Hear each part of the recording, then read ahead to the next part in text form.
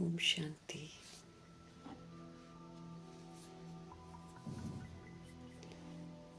धारणाओं की तरफ बाबा अब हमारा ध्यान खिंचवा रहे हैं। रोज की मुरली में बाबा कहते हैं 4 सब्जेक्ट हैं। इसमें ज्ञान भी है, इसमें योग भी है, इसमें धारणा भी है, इसमें सेवा भी है। दादियाँ अपने समय में ये चारों ही विषयों की लिस्ट बनाती थी कि बाबा ने क्या बोला है हमको करने के लिए। उसी प्रमाण बोल हम पुरुषार्थ करते थे। हम आत्माओं का भी कल बाबा ने ध्यान खिंचवाया है कि ज्ञान, योग, धारणा, सेवा, इन चारों विषयों में बाबा जो भी हमको कहते हैं वो हमें प्रैक्टिकल में करके अनुभव करना है। प्रैक्टिकल में कोई भी काम हम करते हैं तो फिर हम एक्सपीरियंस करते हैं उसको, फिर जाकर हम अथॉरिटी बनते हैं। फिर हम कहीं भी परिस्थितियों में, परीक्षाओं में, ऑपोजिशन में, हम सब जगह उसको यूज़ कर सकते हैं। तो बाबा चाहते हैं कि हम सभी अब समझ का पाठ हो जाए। जो भगवान करने को कह रहे हैं वो हम करें। अगर हम आत्मा है तो फिर हम आत्मा बनकर सोचे, बोले, कर्म करें। हम आत्माओं को सबूत देना है कि हम आत्मा परमात्मा के बच्चे हैं। तो जब हम आत्मा परमात्मा के बच्चे हैं तो हमारी सारी एक्ट ही बदल जाती है। हमारा नज़रिया बदल जाता है, हमारे रिश्ते बदल जाते हैं, हमारा उठना बैठना सब कुछ बदल जाता है। अगर हम आत्मा परमात्मा के बच्चे हैं तो इसका प्रैक्टिकल सबूत भगवान मांगेंगे हमसे, क्योंकि इसका प्रैक्टिकल सबूत ही शिव बाबा को प्रत्यक्ष करेगा। और खेल ही सारा ये है कि ड्रामा में हम भूल गए, इसलिए हमने उल्टे काम किए। अब ड्रामा नाराज है हमसे, तो इसलिए अब हमको उसको प्रूफ करना है कि नहीं, हम भगवान के बच्चे हैं। तो फिर ड्रामा मेरे कहने से तो थोड़ी मान लेगा कि मैं आत्मा भगवान का बच्चा हूँ। उसके लिए फिर मुझे सबूत देना पड़ेगा, प्रैक्टिकल सबूत। जो बाबा कहते हैं करेंगे तो बाबा कहते वो चलन से दिखाई भी देगा। हम जितना जगेंगे उतना भ्रिकुटी में चमक दिखाई देगी और वो भ्रिकुटी की चमक दूसरी सोल को जागृत कर देगी। सारा प्रैक्टिकल है, क्योंकि थियोरी को शेयर करने का आगे चलकर हमको अवसर मिलना ही नहीं है। हमें वो करोड़ों की आबादी को जगाने की सेवा करनी है जो शिव बाबा की पढ़ाई को पढ़ेंगे ही नहीं। वो हमको देखकर बदलते हैं। इसलिए अब हमारा स्व परिवर्तन करना बहुत ज़रूरी है। इस तरफ बाबा ने कल हम आत्माओं का फाइनल ध्यान खिंचवा दिया है कि अब मुझे कारण मत सुनाओ कि इस वजह से उस वजह से, अब मुझे निवारण करके दिखाओ। और निवारण यही है कि हम अपनी स्व स्थिति में टिके रहें। आत्मिक स्थिति मेरी स्व स्थिति है, बाकी तो पराई है जो मैंने धारण कर रखी है, वो तो झूठ है, वो तो वैसे भी छूट जाएगा। लेकिन सोल को तो फिर धर्मराजपुरी के कटघरे में खड़ा होना पड़ेगा, ट्रिब्यूनल के आगे खड़ा होना पड़ेगा। तो फिर इसलिए बाबा ध्यान खिंचवा रहे हैं आत्माओं का कि अब धारणा की तरफ ध्यान करो, ज्ञान को यूज करो, योग को करके देखो कैसे भगवान से शक्तियाँ मिलती हैं। धारणाएं जो गुण है वो हमारे अंदर में हमेशा होने चाहिए। अगर हमको बाबा का सबूत देना है तो हमारा तो हर समय हर चीज़ होनी चाहिए। बाबा कहते हैं समझ का पाठ बजाना है। योग से सारी प्राप्तियां करनी है। धारणा हमने की है या नहीं की है वो कैसे पता चलेगा? वो हमारे आचरण से पता चलेगा। और सदा होना चाहिए, बाबा कहते हैं सदा शक्तिशाली, सदा गुणदाता। ये नहीं कि कभी हमने अच्छा व्यवहार किया, कभी हमने बैड किया। इससे तो हम बाबा को प्रत्यक्ष नहीं कर सकते हैं, सदा ही करना है हमको। तो विशेष बाबा ने ध्यान खिंचवाया हुआ है। सेवा भी करनी है तो वो सेवा से वो जो सोल है जिसकी हम करते हैं वो प्रभु की बन जाए, तब जाकर सेवा वास्तविक सेवा कहलाएगी। हर चीज पर हमको ध्यान खिंचवा रहे हैं भगवान। हर चीज का हमको प्रैक्टिकल सबूत देना है, तब माना जाएगा कि हाँ हम सही दिशा में चल रहे हैं। मीठे मीठे बाबा का धन्यवाद करेंगे। हम आत्माओं पर बहुत मेहनत करते हैं शिव बाबा। ब्रह्मा माँ का धन्यवाद करते हुए दोनों जबरदस्त लाइट्स को हाजिर नाजिर करते हुए मीठे मीठे परम पिता परमात्मा जी के महावाक्य हम उन्हीं से समझेंगे। भगवान की समझ है, सर्वशक्तिवान की समझ है। ये समझ पूरी प्रकृति में, वायुमंडल में, तत्वों में फैले। दिल से दुआ करेंगे मीठे परमात्मा जी की मीठी समझ यूनिवर्स में मौजूद सभी आत्माओं तक पहुंचे। ये भी दिल से दुआ करेंगे। जब जब बाबा से हम समझते जाएं, तब तब ये समझ वायुमंडल में फैलती जाए। उन आत्माओं तक प्रभु जी की समझ पहुंच जाए जो वृद्ध शरीरों में है, जो अपने आप को हेल्पलेस समझते हैं लेकिन फिर भी परमात्मा से नहीं जुड़े हुए हैं, देवी देवताओं से जुड़े हुए हैं। तो तमाम आत्माओं तक मीठे परमात्मा जी की समझ पहुंचे, सबके बुद्धि पर दस्तक हो, हर आत्मा जगे। दिल से दुआ करेंगे मीठे परमात्मा जी की मीठी समझ उन आत्माओं तक पहुंचे जिनका कनेक्शन हमारा नकारात्मकता से जुड़ा हुआ है। आत्माएं अच्छा अनुभव नहीं करती हैं हमको लेकर। ऐसी आत्माओं तक प्रभु जी की समझ पहुंचे और उन आत्माओं का बुद्धि का योग हम आत्माओं से हट जाए, परमात्मा के साथ लग जाए। लौकिक में जो हमारे से कनेक्टेड हैं उनका भी बुद्धि का योग हमारे से हट जाए, परमात्मा से लग जाए। भगवान जी की समझ उन आत्माओं तक पहुंचे जो रोज शरीर छोड़ रहे हैं, उन आत्माओं तक पहुंचे जो उनके संबंधी हैं, बंधन में जो हैं। तमाम आत्माओं में दुखों की लहर है, उन आत्माओं तक प्रभु जी की समझ पहुंचे, उनको सुकून मिले, बुद्धि का योग परमात्मा के साथ लगे।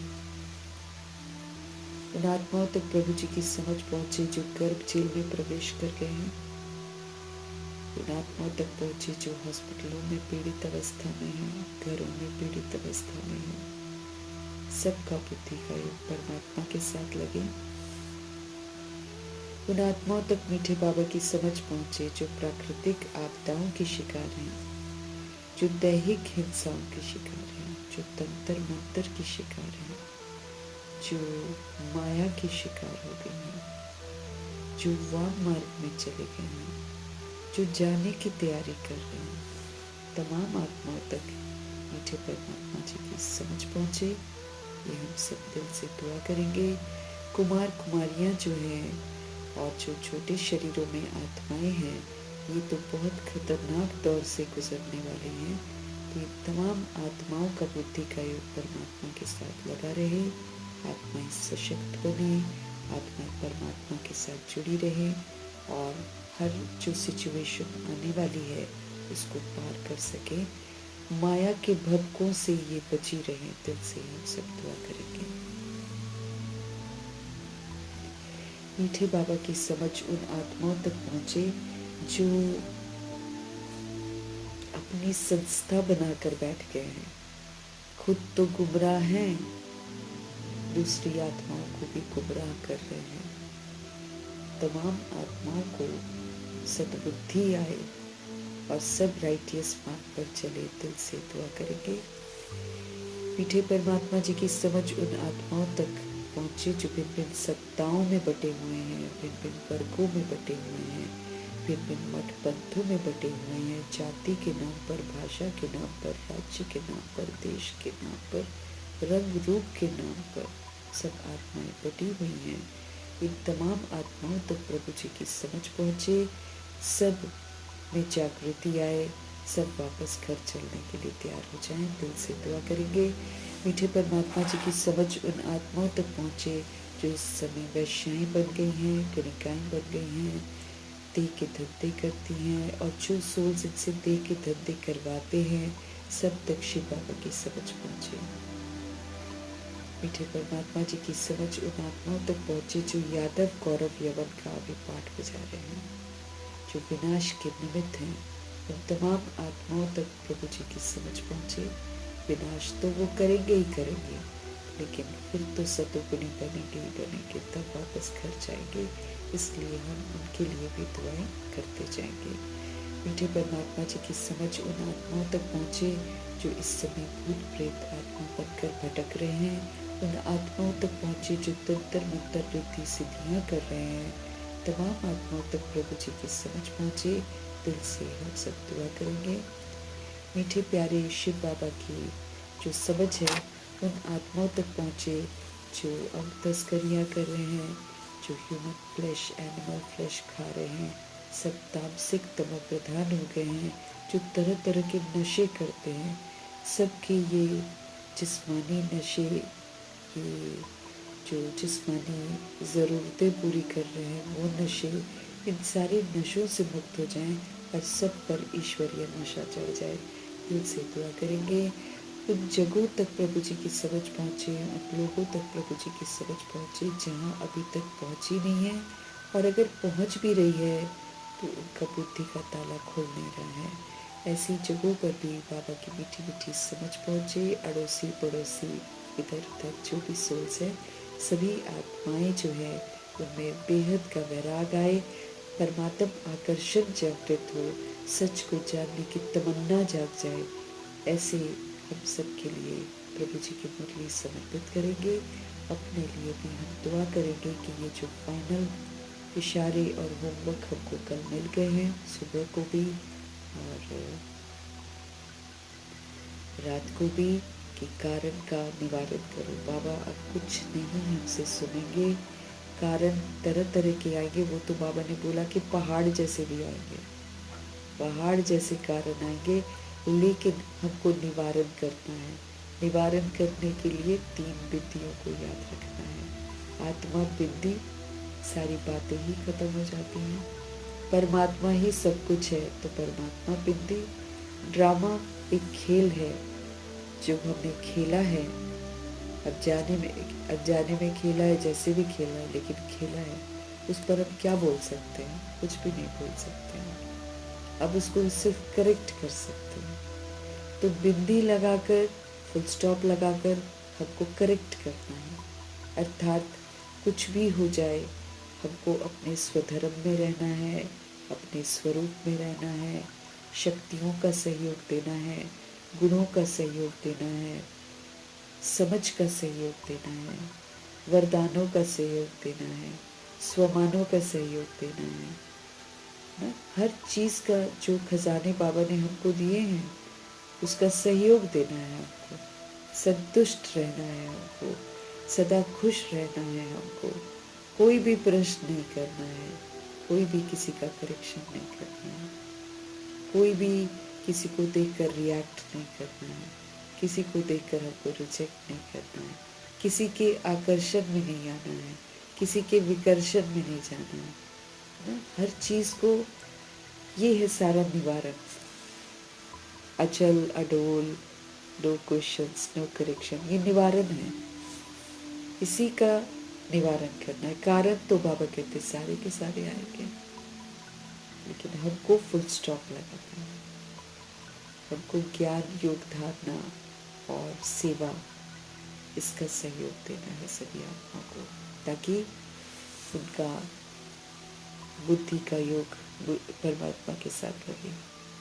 हमको स्व परिवर्तन करके विश्व परिवर्तन करना है। अपना टाइटल याद करना है, अपना कर्तव्य याद रखना है कि मैं विश्व परिवर्तक हूँ और मेरा कार्य है विश्व परिवर्तन, और वो हो सकता है स्व परिवर्तन से।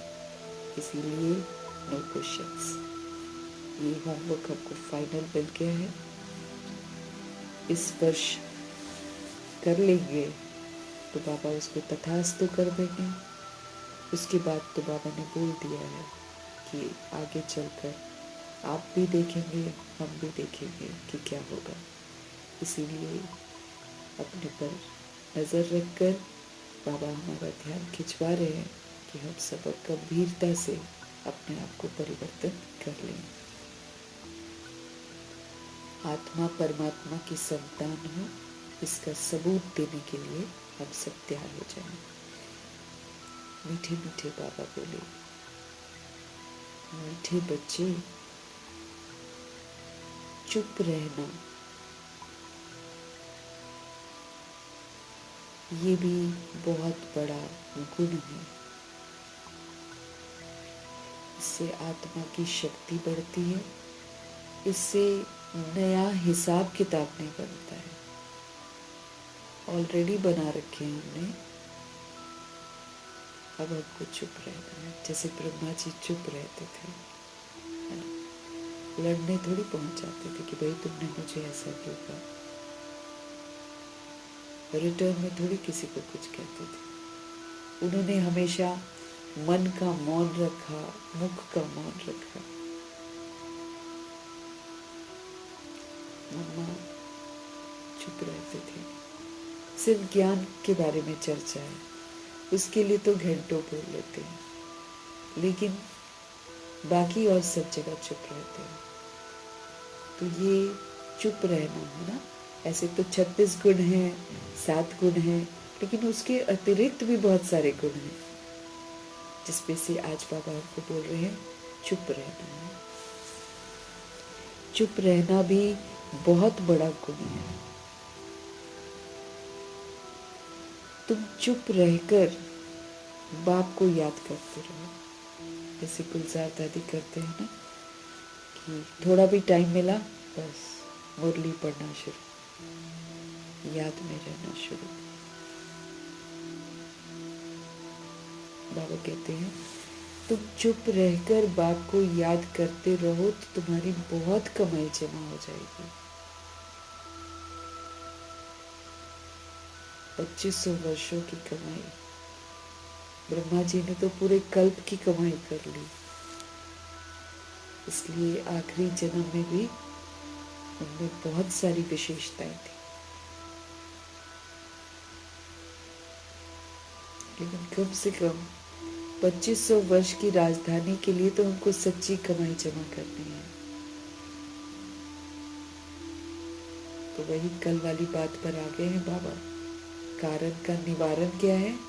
कारण जितने भी आएंगे उसका निवारण क्या है? चुप रहना।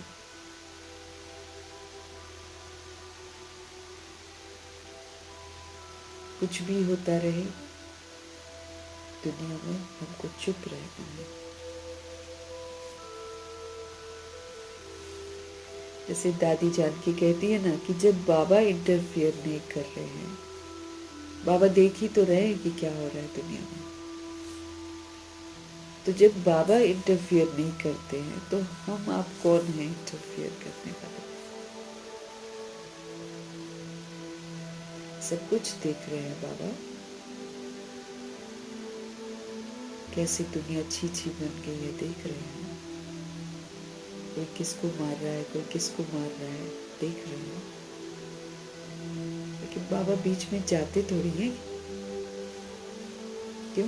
क्योंकि वो जानते हैं ये कर्मा है जो सबने किया हुआ है, और सब एक दूसरे के कर्मों के बंधन में बंधे हुए हैं और अब सेटल कर रहे हैं ताकि फिर से फ्री हो जाएं और वापस घर चलें।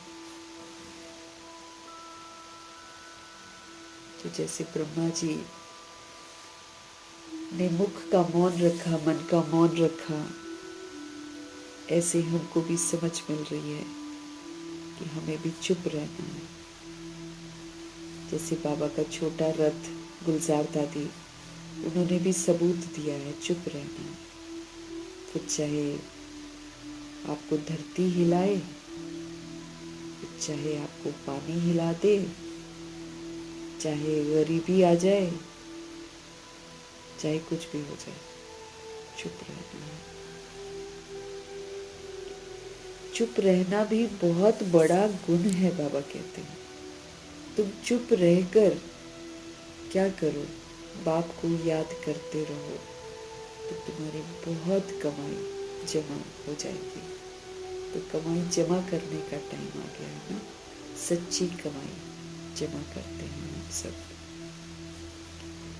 प्रश्न है शिव बाबा का, कौन से बोल कर्म संन्यास को सिद्ध करते हैं? वो बोल तुम नहीं बोल सकते हो।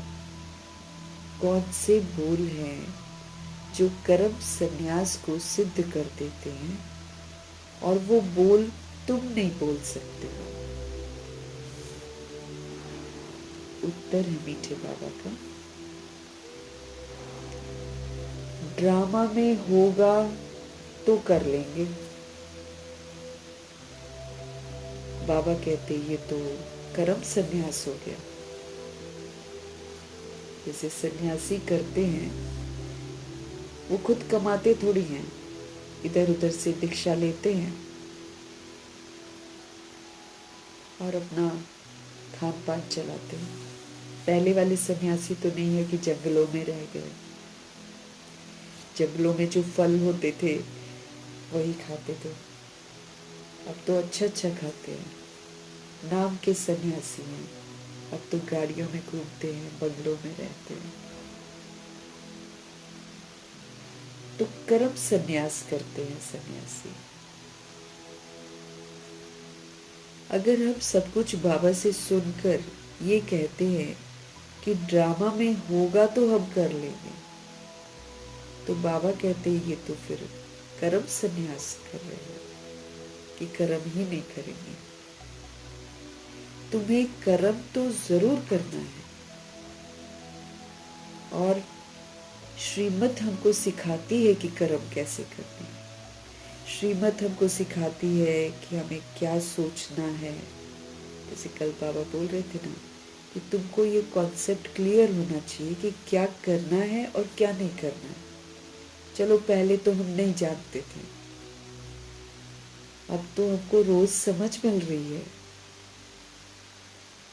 अब अगर हम विरुद्ध जाते हैं तो ये तो हम यज्ञ में विघ्न रूप बनते हैं, बाबा कहते हैं। तो कर्म बाबा कहते हैं वो तो अवश्य करना है। हमको कैसे संकल्प करने हैं वो भी बाबा सिखा रहे हैं। हमको कैसे बोल बोलने हैं वो भी सिखा रहे हैं। हमको कैसे कर्म करने हैं वो भी सिखा रहे हैं।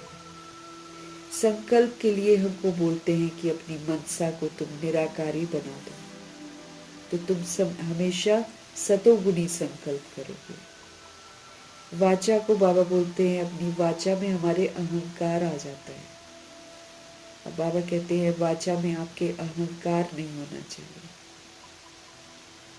वाचा आपकी वरदानी होनी चाहिए सबके लिए, है ना। कहीं भी कुछ गलत करते देखते हैं ना, तो ये नहीं बोलना है कि गलत कर रहा है, लेकिन वरदानी बोल बोलने हैं कि ये आत्मा इस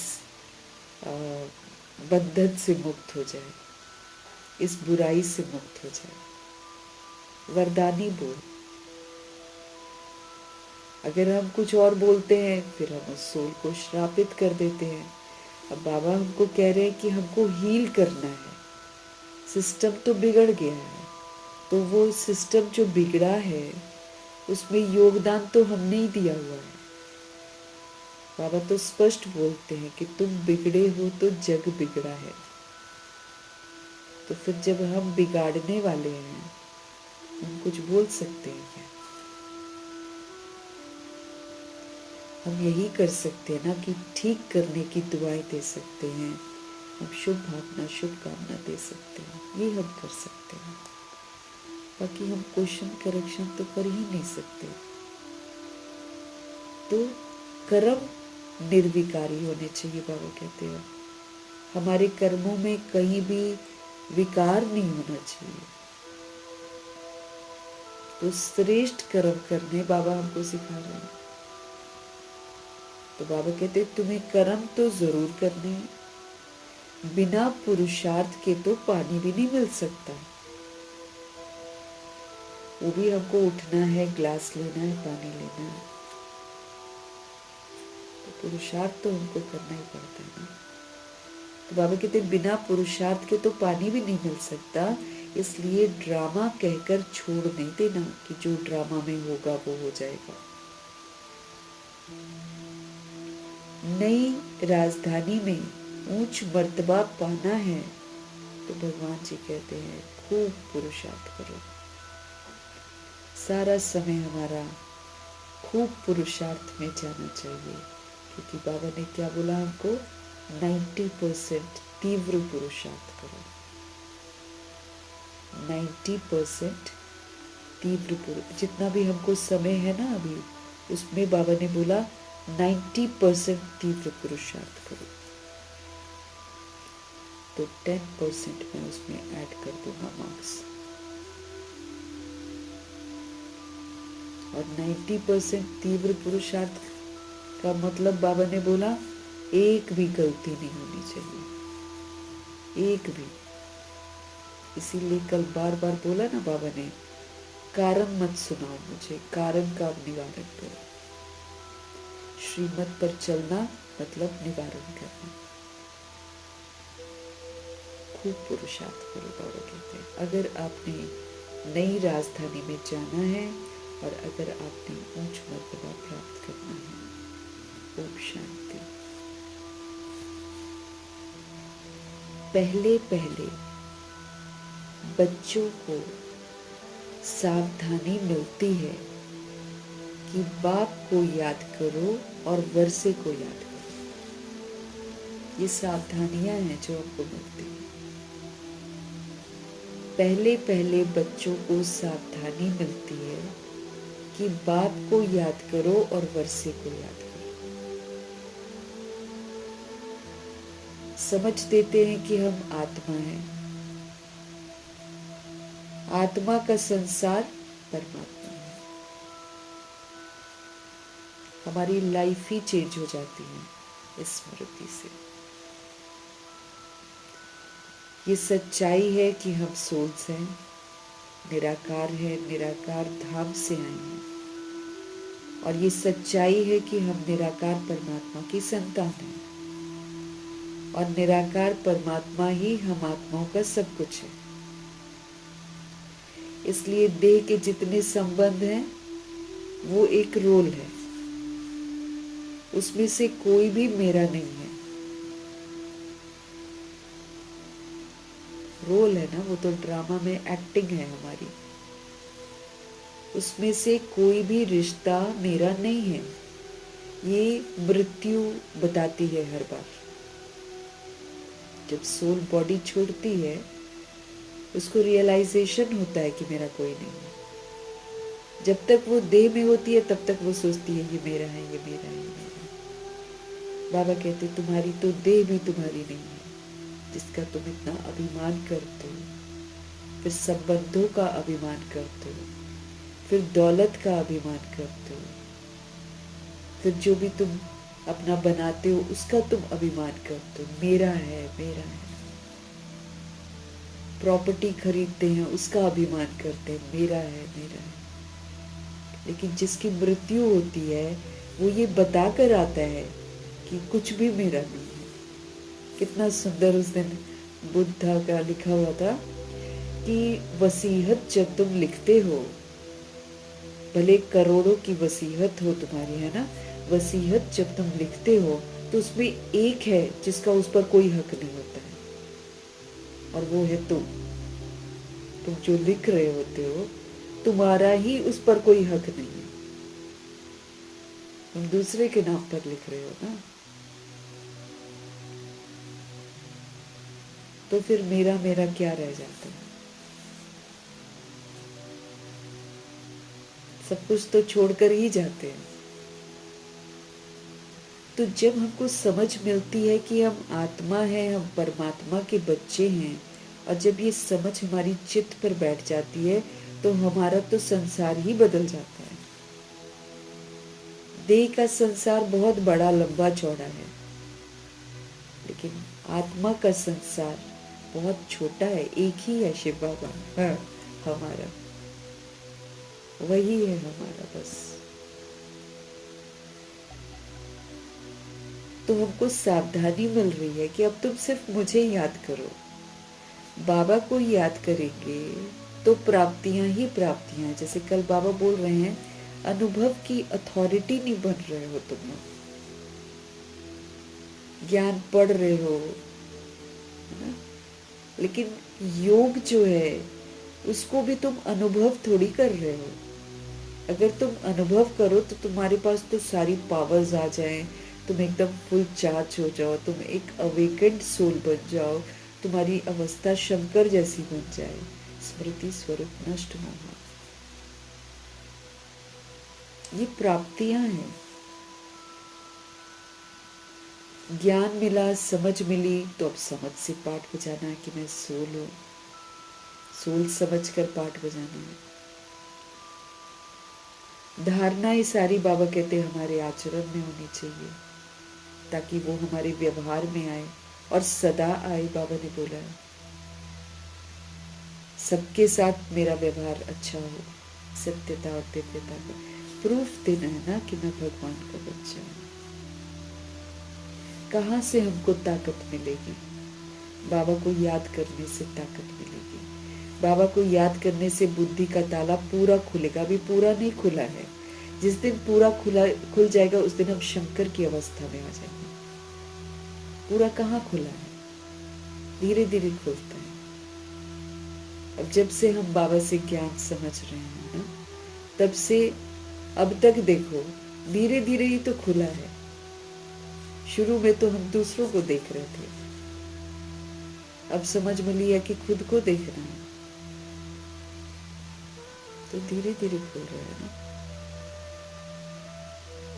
तो बाप को याद करने की हमको सावधानी मिल रही है, और वर्षे को याद करने की सावधानी मिल रही है, क्योंकि संगम युग का वर्षा सुख, शांति, प्रेम, आनंद, ये सूक्ष्म जो है, अति इंद्रिय सुख जो है, ये तो हमको संगम युग का वर्षा है। याद करेंगे तो मिलेगा हमको वर्षा।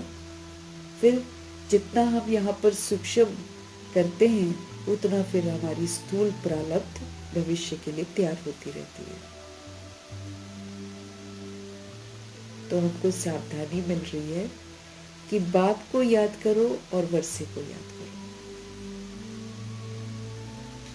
हमको सावधानी मिल रही है, मन मना भव।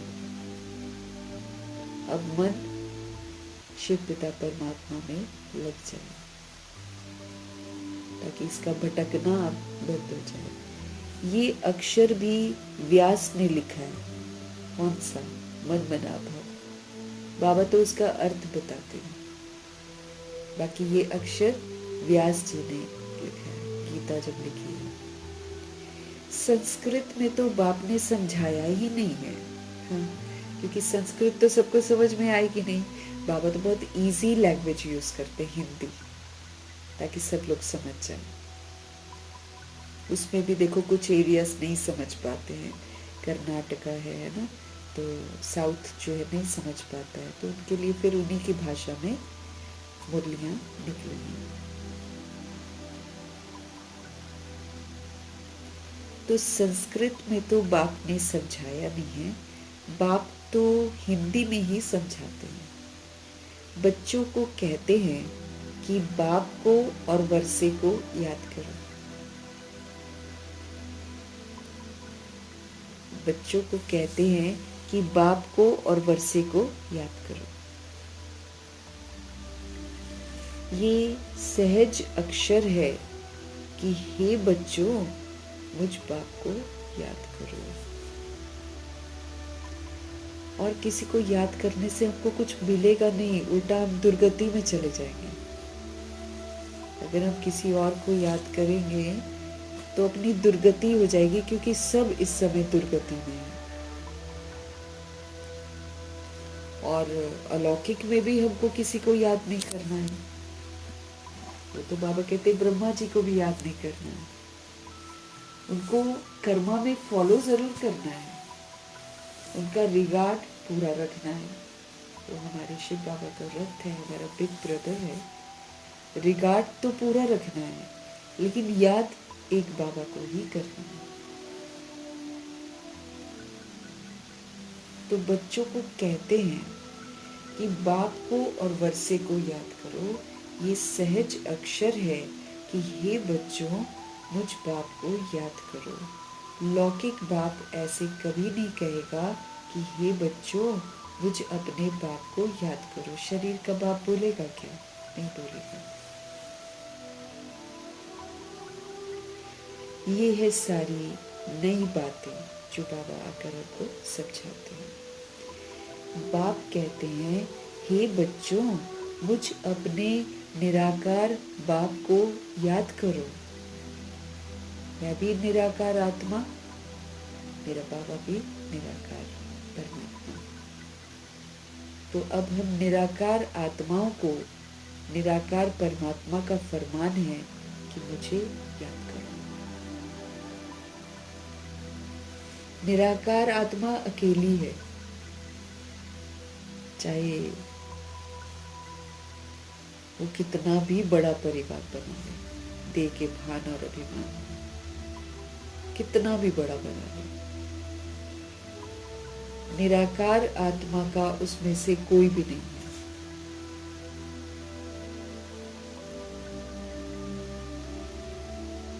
है। ये भी बच्चे समझते हैं रूहानी बाप हम रूहों से बात करते हैं।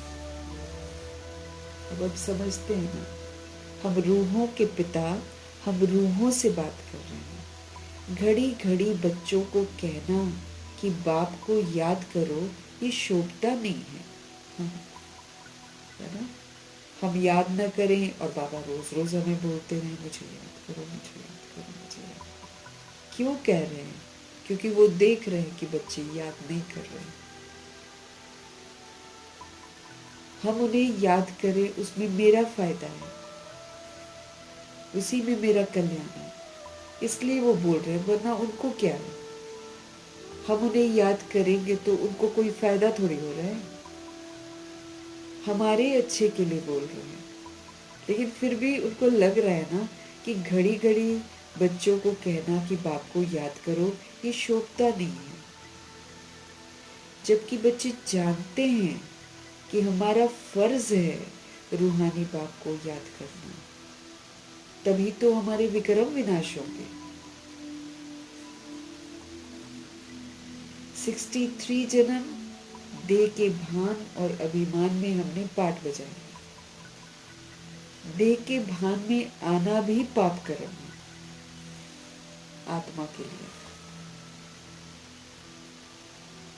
जब त्रेता युग में हम मना, जब भी जो एडम और ईव है, जब सबसे पहले उन्होंने आंखों को देखकर आकर्षित हुए थे, वही सबसे पहला पाप है। और मन में आया था, बस बोला भी नहीं था अभी तक। और धरती ने सोने चांदी के महल तोड़ दिए तुरंत। देवकुल की आत्मा के लिए शरीर को देखना महापाप है।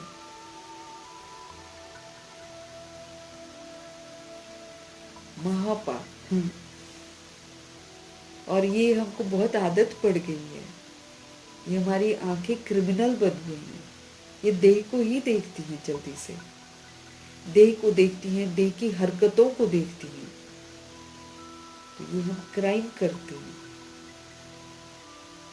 इससे विकार उत्पन्न होते हैं, इससे देह का अभिमान आता है, इससे सारी भिन्नता हमारे अंदर आती है, इससे मेरे और विक्रम बनते हैं। तभी संपूर्ण पवित्रता में बाबा बोलते हैं ना, देह को देखना इविल देखना, देह के बारे में सुनना इविल सुनना, देह के बारे में बातें करना इविल बातें करना, देह के बारे में सोचना इविल सोचना, देह समझकर कर्म करना इविल कर्म करना। इनमें से कुछ भी हमारे अंदर रह जाएगा तो हम अपवित्र की लिस्ट में आएंगे ना।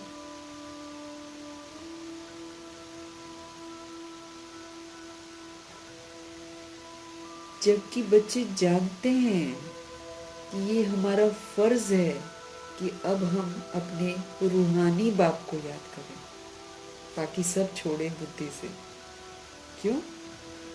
तभी तो हमारे विक्रम विनाश होंगे जो हमने 63 जन्म किए हैं। तो शुरुआत तो तभी से हो गई थी जब 2500 वर्ष की राजधानी का पाठ पूरा हुआ था, क्योंकि शक्ति घटती है ना सोल की। 2500 वर्ष में शक्ति घटती है, जैसे जैसे वो आधार लेती है आत्मा, वैसे वैसे उसकी पावर घटती है।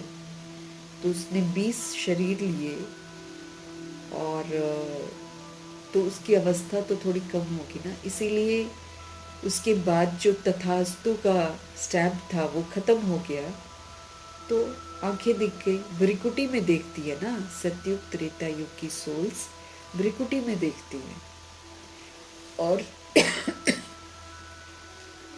वो जो संस्कार है ब्रिकुटी में देखने का, वो यहाँ संगम युग में धारण करके जाती है।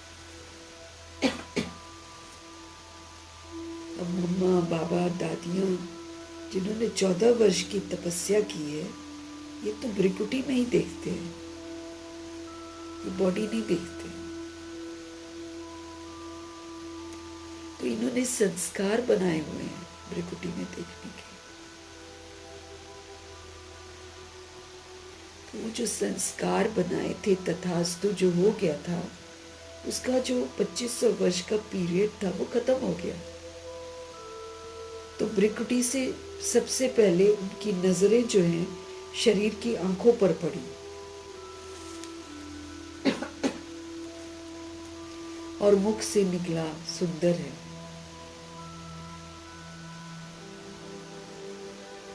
उसी में आत्मा खंडित हो गई। हाँ, तो भगवान जो हमको रिटर्न जर्नी लेकर जा रहे हैं, इसमें बाबा यही तो बोल रहे हैं कि वहां तक पहुंचो जहां तक तुम्हें शरीर की आंखें देखनी बंद हो जाए। तब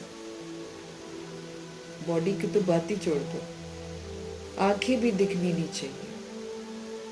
ब्रिकुटी में इस कदर अपनी नजर टिकानी है ताकि शरीर की हरकतें दिखाई न दे, मतलब दिखाई भी दे तो प्रभाव न डाले। तब हम सिल्वर एज तक पहुंचेंगे।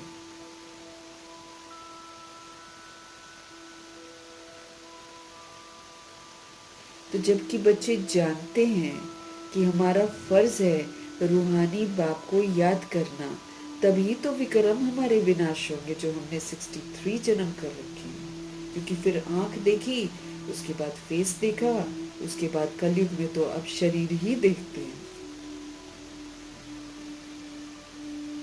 उसमें भी पहनावे ऐसे हैं कि गंदी दृष्टि वृत्ति से ही देखते हैं।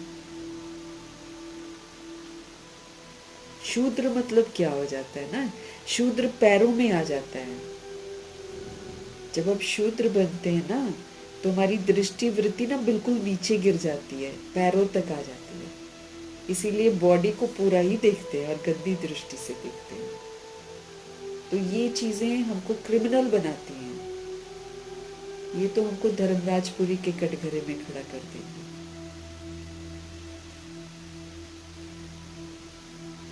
तो निराकार आत्मा बॉडी कॉन्शियस होकर गंदी बनी है, अब निराकार आत्मा को सोल कॉन्शियस होकर अच्छा बनना है। संस्कार मेरे को यहां से ही लेकर जाने हैं। तब जाकर मेरे विक्रम विनाश होंगे पुराने, और तब जाकर नए विक्रम नहीं बनेंगे। नहीं तो नए भी बन रहे हैं ना फिर हमारे से। पुराने तो भस्म हो नहीं रहे हैं और नए और बनते जा रहे हैं। देश समझने से हम बंधन में बंध जाते हैं। हमको याद रखना है हम निराकार आत्मा हैं। बच्चों को निरंतर याद करने की कोशिश करनी पड़ेगी, क्योंकि जहां याद नहीं है वहां पाप है। जब हम बाबा को याद नहीं कर रहे हैं, या जितनी भी देर हम याद नहीं करते हैं, जब हम चार्ट बनाकर देखते हैं तो उतनी देर तो हम पाप ही कर रहे हैं। इन पापों की घनी सजाएं हैं, क्योंकि हमारे पीछे राजधानी है जो हमको कॉपी कर रही है।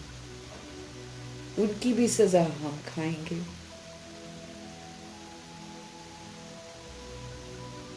100 आत्माएं अगर मेरे को कॉपी कर रही तो मुझे 100 की सजा मिलेगी। करी होगी मैंने एक गलती, सजा मिलेगी मुझे 100 की। 1000 कॉपी कर रहे तो 1000 की सजा, और 1,00,000 कॉपी कर रहे तो 1,00,000 की सजा।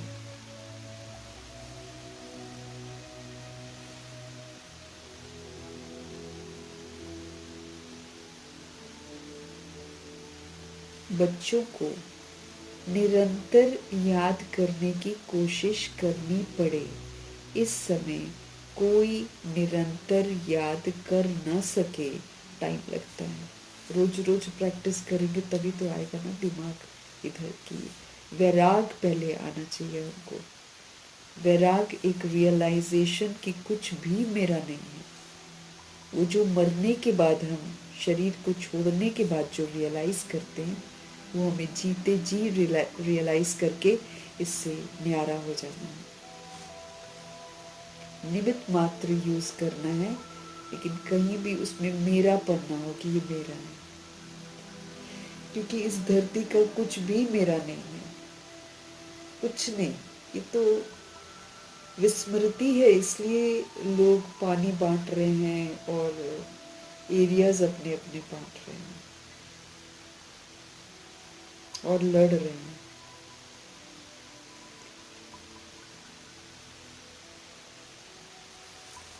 सब यहीं पर छोड़कर चले जाएंगे।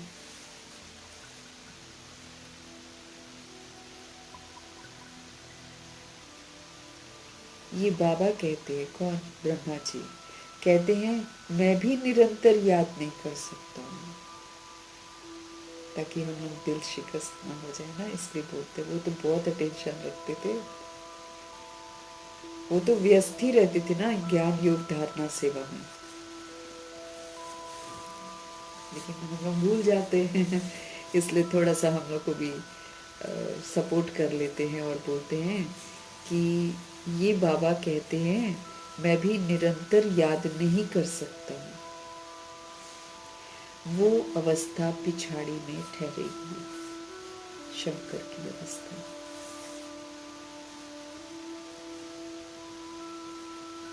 तुम बच्चों को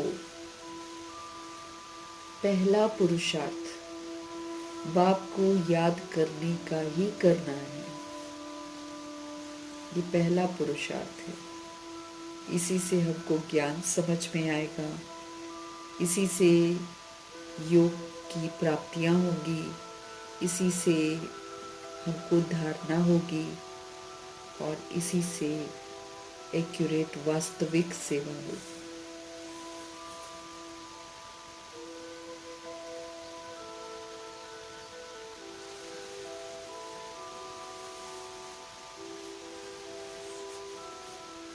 तो तुम बच्चों को पहला पुरुषार्थ बाप को याद करने का ही करना है। शिव बाबा से वर्षा मिलता है, शिव बाबा से हमको वर्षा मिलता है। भारतवासियों की ही बात है, ये स्थापना होती है दैवी राजधानी की, और जो धर्म स्थापन करते हैं उसमें कोई डिफिकल्टी नहीं होती है। उनके पिछाड़ी आत्माएं आती रहती हैं। यहाँ तो देवी देवता धर्म वाले जो हैं उनको ज्ञान से उठाना पड़ता है, वो विस्मृत हो जाते हैं, तो भगवान आकर समझ देकर हमको उठाते हैं। मेहनत लगती है क्योंकि बेसमझी 63 जन्म यूज करी हुई है। उसके ऊपर नई नई बातें समझना, उसको धारण करना, चित्त पर बिठाना, उसको नेचुरल बनाना मेहनत लगती है।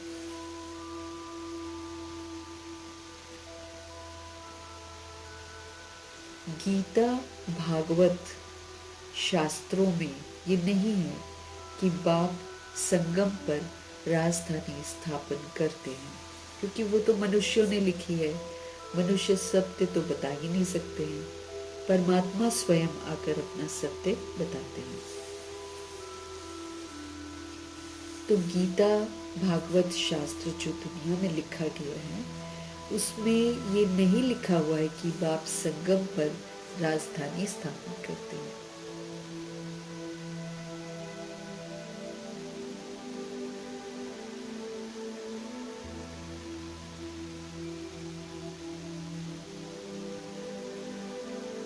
बाबा कहते हैं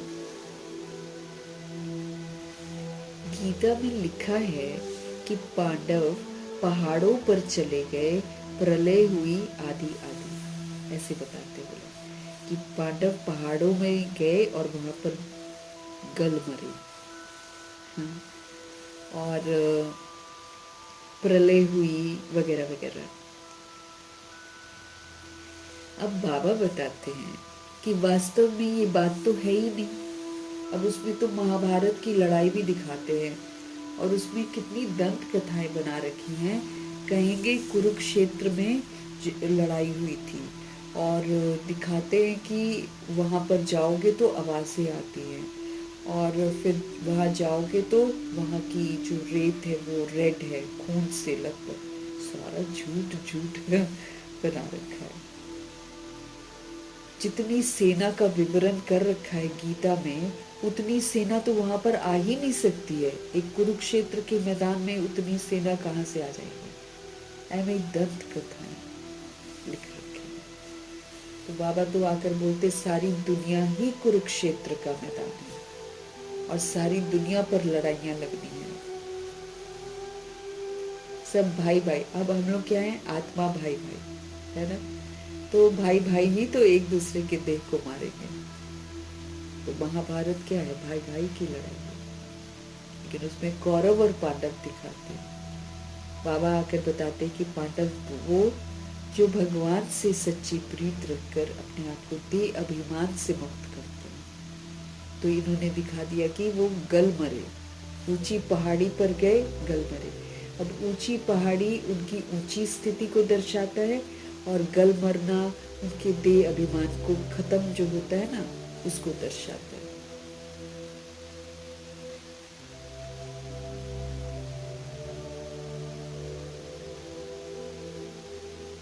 वास्तव में बाबा कहते हैं ये जो बातें लिखते हैं शास्त्रों में ये तो होती ही नहीं है।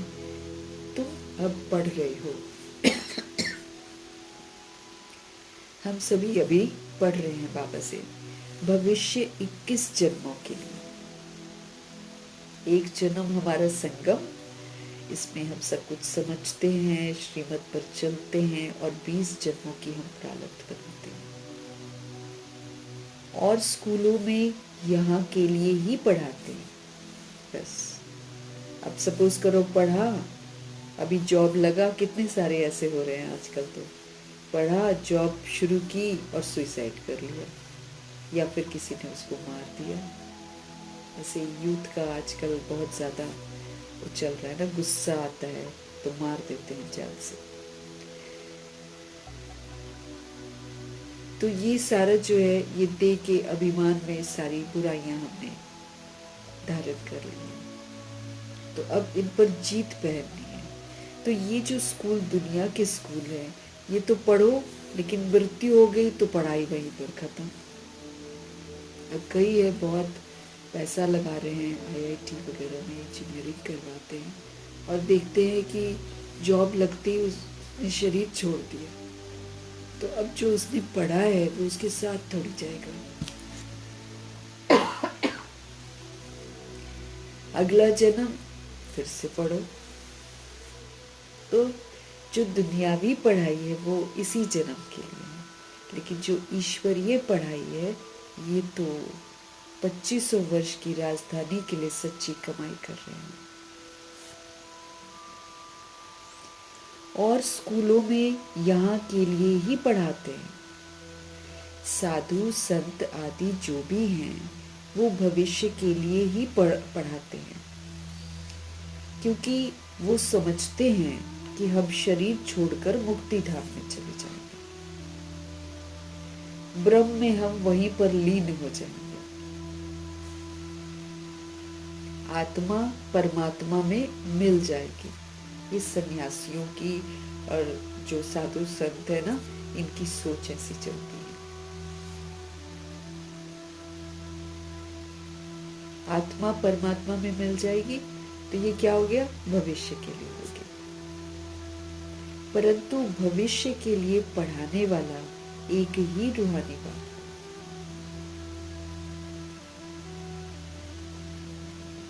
हमारी पढ़ाई भविष्य के लिए है। वर्तमान में उसकी प्राप्तियां होती हैं, हम शिक्षित होते हैं, संस्कार बनाते हैं, लेकिन जो इसकी प्रारब्ध है वो तो फिर 2500 वर्ष की राजधानी में मिलती है। अभी सूक्ष्म और वहां पर स्थूल।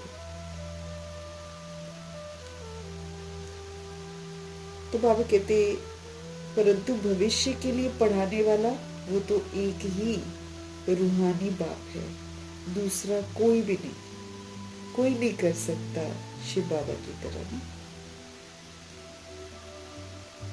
गाया हुआ भी है, सर्व का सदगति दाता एक ही है, गाया हुआ है।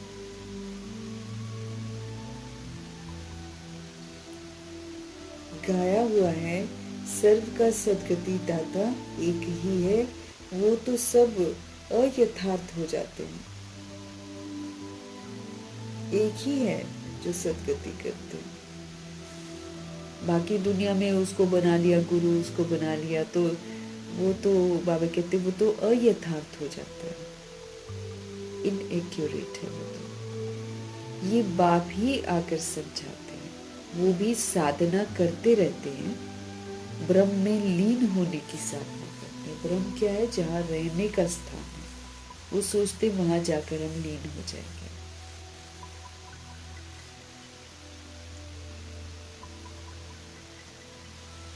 ब्रह्म में लीन होने की साधना ये तो करेक्ट नहीं है, ये तो अयथार्थ है। लीन तो किसी को होना ही नहीं है, क्योंकि आत्मा अविनाशी है, ये लीन नहीं होती है। इसके अंदर रिकॉर्डिंग है, अपने समय पर इमर्ज होती है, फिर से आ जाएगी सृष्टि पर।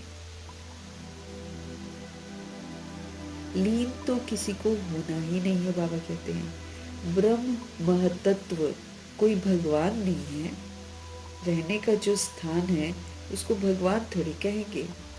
ये सब है रॉन्ग, झूठ खंड में है, सब झूठ बोलने वाले, एक भी सच नहीं बोल रहा।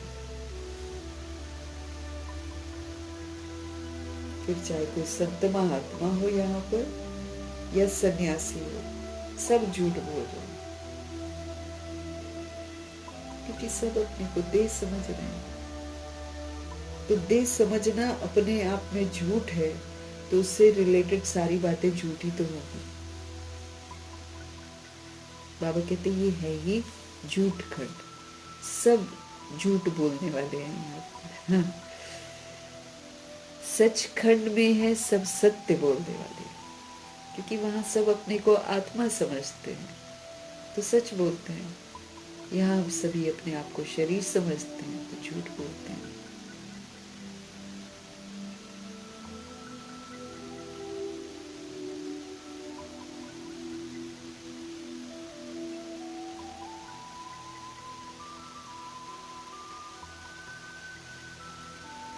बाबा कहते हैं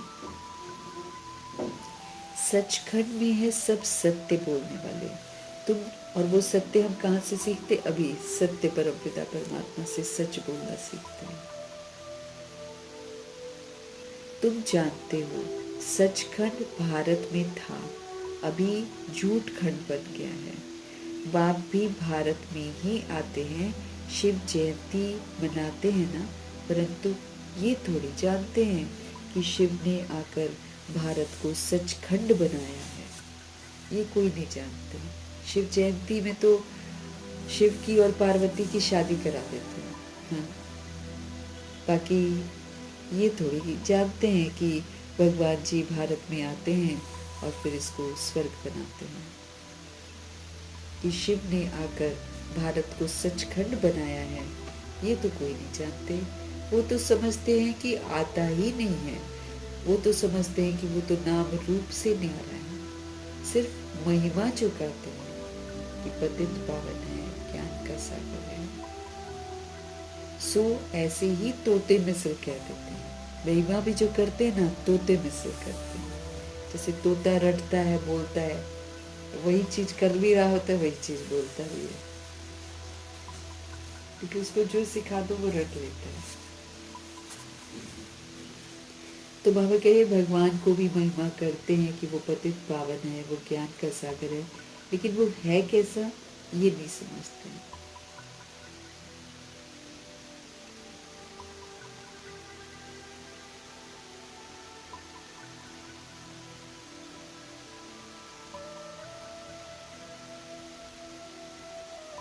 बाबा कहते हैं वो समझते हैं कि आता ही नहीं है, वो नाम रूप से न्यारा है, सिर्फ महिमा जो रूप, फिर सिर्फ महिमा जो गाते हैं ना, पतित पावन ज्ञान का सागर, सो भी तोते मिसल कह देते हैं। बाप ही आकर सारा सत्य समझाते हैं। हम सभी आत्माएं भक्ति करते हैं, लेकिन किसकी कर रहे हैं, क्यों कर रहे हैं, कुछ पता नहीं है। किसी का बायोग्राफी हमको नहीं पता। हमको जो सिखा दिया जाता है हम वही करते रहते हैं। बाप ही आकर हर बात समझाते हैं। श्री कृष्ण जयंती मनाते हैं, गीता जयंती भी मनाते हैं, शिव जयंती का भी किसी को पता नहीं है कि शिव क्या आकर करते हैं, आएंगे भी कैसे, जबकि कहते हैं कि नाम रूप से न्यारा है, उनका नाम भी नहीं है, उनका रूप भी नहीं है, ये ऐसे बोलते हैं। फिर बाप कहते हैं मैं ही बैठकर फिर बच्चों को समझाता हूँ, फिर ये ज्ञान फिर प्रायलोप हो जाता है, फिर देवी देवता राज्य करते हैं, ज्ञान नहीं होता। ऐसी भक्ति में ज्ञान नहीं होता, लेकिन जड़ चित्र बन जाते हैं। अविनाशी ज्ञान है ना, इसलिए ये प्राय लोप हो जाता है। इसकी निशानियां रहती हैं, लेकिन ज्ञान नहीं होता। बाप खुद बतलाते हैं कि मैं आकर भारत को फिर से स्वर्ग बनाता हूँ। कोई तो पतित पावन होगा ना। मुख्य भारत की ही बात है। भारत ही पतित है। पतित पावन को भी भारत में ही पुकारते हैं। खुद कहते हैं विश्व में शैतान का राज्य चल रहा है। इस समय विश्व में शैतान का राज्य चल रहा है। अब देखो, तो बाबा कह रहे हैं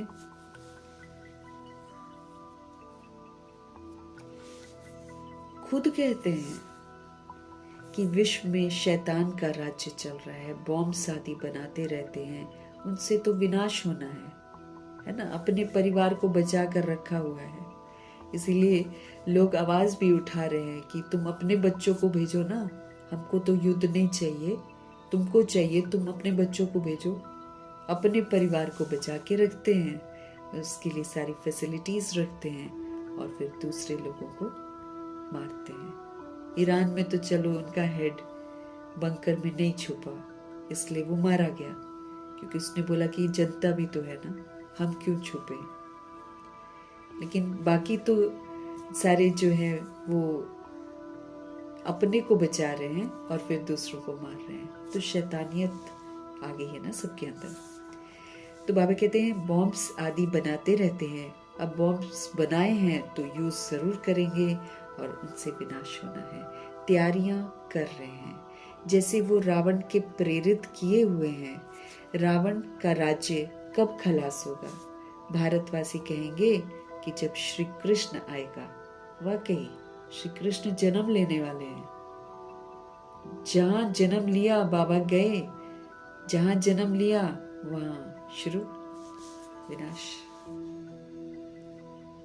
फिर थोड़ी पढ़ाई चलेगी। इसलिए बाबा समय का इशारा हमको बार बार दे रहे हैं। तुम समझते हो शिव बाबा आया हुआ है, वही सभी की सदगति दाता है। सदगति करेंगे अभी, वो सर्व का सदगति दाता है।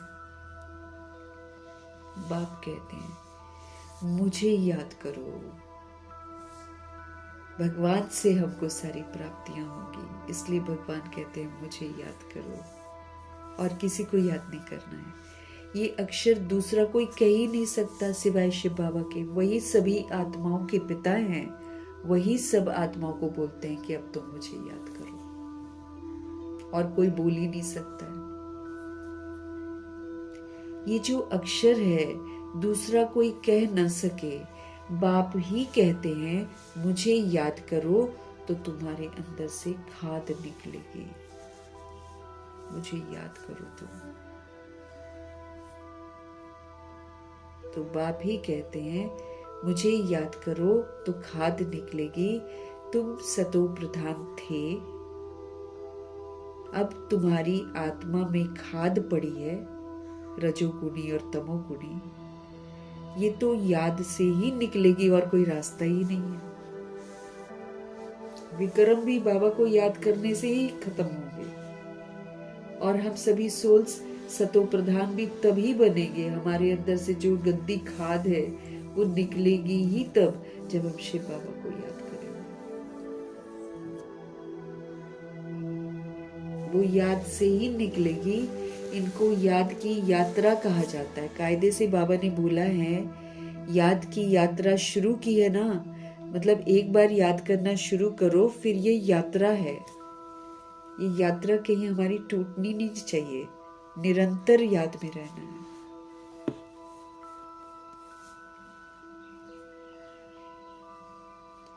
मैं ही पतित पावन हूं, मुझे ही याद करने से तुम्हारे विक्रम विनाश होंगे। विक्रम हमने किए हुए हैं, इसलिए हम तो कह नहीं सकते कि हमने पाप कर्म नहीं किए हैं। 63 जन्मों के पापों का बोझा है।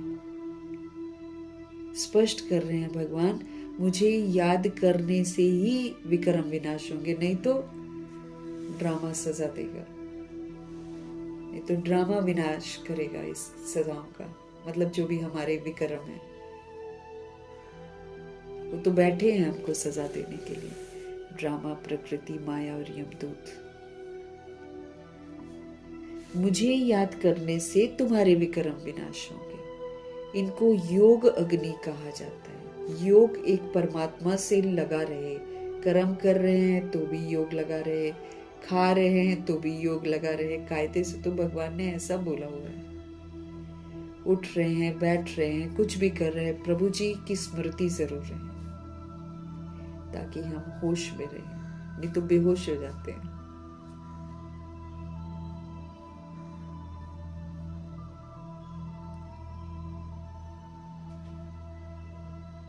इनको योग अग्नि कहा जाता है। सोने को आग में डालकर उनसे किचड़ा निकालते हैं, फिर सोने में खाद डालने के लिए भी आग में डालते हैं। आजकल तो मिलाते हैं ना, मिलावट है सोने में।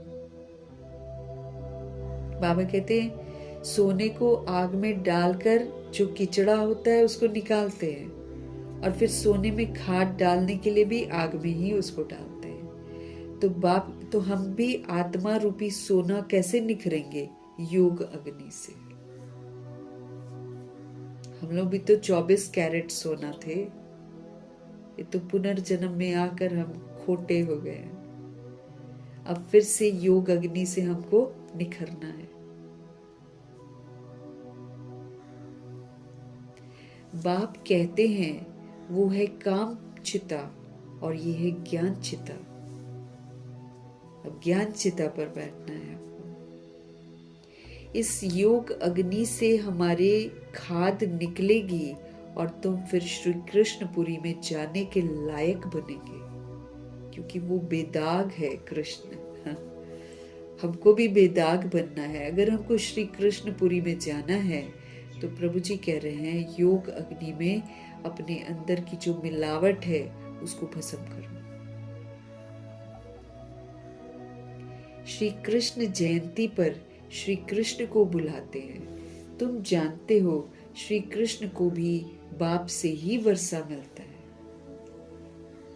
वो भी भगवान नहीं है, उनको भी भगवान से ही वर्षा मिलता है। श्री कृष्ण स्वर्ग का मालिक था। श्री कृष्ण स्वर्ग का मालिक था। बाप ने श्री कृष्ण को ये मर्तबा दिया है। राधे कृष्ण ही फिर लक्ष्मी नारायण बनते हैं। राधे कृष्ण का जन्मदिन मनाते हैं, लक्ष्मी नारायण का किसी को पता ही नहीं है। उनका जन्मदिन नहीं मनाते। क्यों? क्योंकि लक्ष्मी राधे कृष्ण ही तो हैं वो लोग।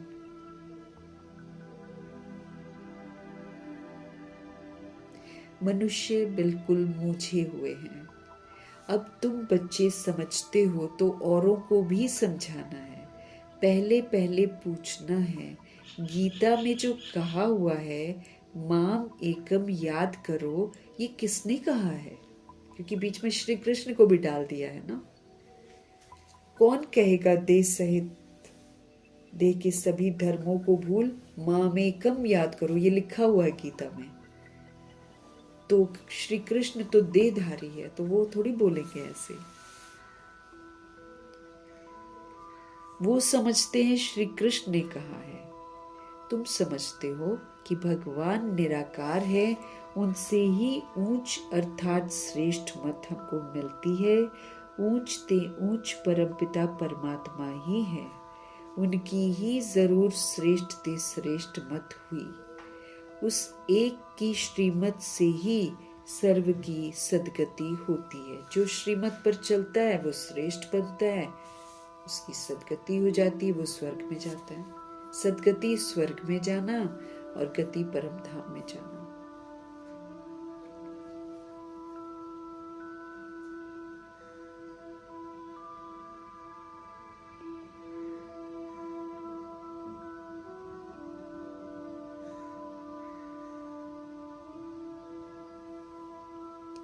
बाबा कहते हैं ऊंच ते ऊंच परमपिता परमात्मा ही है, उनकी ही जरूर श्रेष्ठ ते श्रेष्ठ मत हुई। उस एक की श्रीमत से ही सबकी सदगति होती है। गीता का भगवान ब्रह्मा विष्णु शंकर को भी नहीं कह सकते हैं। निराकार है, उन्होंने सच्ची गीता गाई है। वो सच्ची गीता का यादगार जो है वो गीता बनाते हैं, जो मनुष्य लिखते हैं, और फिर उसमें 4-5 महावाक्य प्रभु जी के हैं, जिसकी वजह से उसकी वैल्यू है। लेकिन साथ में श्री कृष्ण है, इसलिए उस पर हाथ रखकर झूठ बोलती हैं आत्माएं।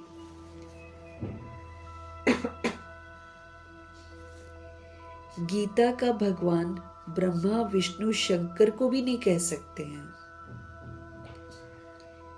वो तो फिर शरीरधारी कृष्ण को कह देते हैं। तो इससे सिद्ध है कहाँ भूल है जरूर। तुम समझते हो मनुष्यों की बड़ी भूल है। राजयोग तो बाप ने सिखाया है, वही तो पतित पावन है। बड़ी भारी भारी जो भूले हैं उन पर जोर देना है। एक तो ईश्वर को सर्वव्यापी कहना, दूसरा फिर गीता का भगवान श्री कृष्ण को कहना, कल्प लाखों वर्ष का कहना, ये सारी बड़ी भारी भूले हैं। एक भगवान को सर्वव्यापी कहना, मतलब सब जगह है भगवान, कण कण में है भगवान, ये भूल है। दूसरा गीता का भगवान कृष्ण को कह देना, ये भी भूल है। और कल्प लाखों वर्ष का कह देना, जो कि 5000 वर्ष का है, उसको लाखों वर्ष कहना, ये बड़ी भारी भूले हैं। कल्प लाखों वर्षों का हो नहीं सकता है। कल्प लाखों वर्षों का हो नहीं सकता है। परमात्मा सर्वव्यापी हो नहीं सकता है। कहते हैं ये प्रेरणा से सब कुछ करते हैं, लेकिन बिल्कुल नहीं। प्रेरणा से थोड़ी पावन बना देंगे। हम तो कैच ही नहीं कर पाएंगे, हम तो पतित बन जाते हैं। बाबा अगर इंस्पायर भी करेंगे, हमको प्रेरणा भी देंगे दूर से, तो हमको तो कैच ही नहीं होगा, समझ ही नहीं पाएंगे। बाबा को हम आत्माओं के लिए इस पतित दुनिया में आना पड़ता है, पतित शरीर का आधार लेना पड़ता है, फिर वो हमसे बात करते हैं। तो प्रेरणा से थोड़ी पावन बना देंगे बाबा। ये तो बाप बैठ सम्मुख समझाते हैं, माँ में कम याद करो, तुम सिर्फ मुझे याद करो। प्रेरणा अक्षर रॉन्ग है। भल कहा जाता है शंकर की प्रेरणा से बॉम्ब्स आदि बनाते हैं, परंतु ये ड्रामा में सारी नूंद है, क्योंकि अति हो जाता है। अब कैसे, कुछ तो करना पड़ेगा ना जिससे विनाश हो। इतना बढ़ गई है दुनिया और चीजें हैं नहीं खाने को। और अब जैसे बारिश हो रही है, अनाज खराब हो रहा है, क्योंकि ये कटाई का समय होता है, तो ऑब्वियसली अनाज का अभाव होगा, महंगाई बढ़ती जाएगी, कमाई घटती जाएगी, तो सारा किसी न किसी विधि से विनाश तो होना है। तो ये ड्रामा में सारी नूंद है, बाबा कहते हैं। शंकर क्यों प्रेरणा करेगा? शंकर तो अपने अंदर के जो रह गए थे ब्रह्मा जी के अंदर, वो सारा खत्म करके स्मृति स्वरूप बन गए, वो तो पवित्र बन गए। तो भल कहा जाता है कि शंकर की प्रेरणा से बॉम्ब शादी बनाते हैं, लेकिन बाबा कहते हैं ये तो ड्रामा में नूंद है। इस यज्ञ से ही ये विनाश ज्वाला निकली है। ये जो यज्ञ है, इस यज्ञ से ही विनाश ज्वाला निकली है। किसका विनाश बाबा कराते हैं? हमारे आसुरीपन का, हमारे पाप कर्मों का। हम करते हैं ये और पवित्र बनना शुरू करते हैं, वहां पर फिर अपवित्र शक्तियां स्थूल विनाश करती हैं।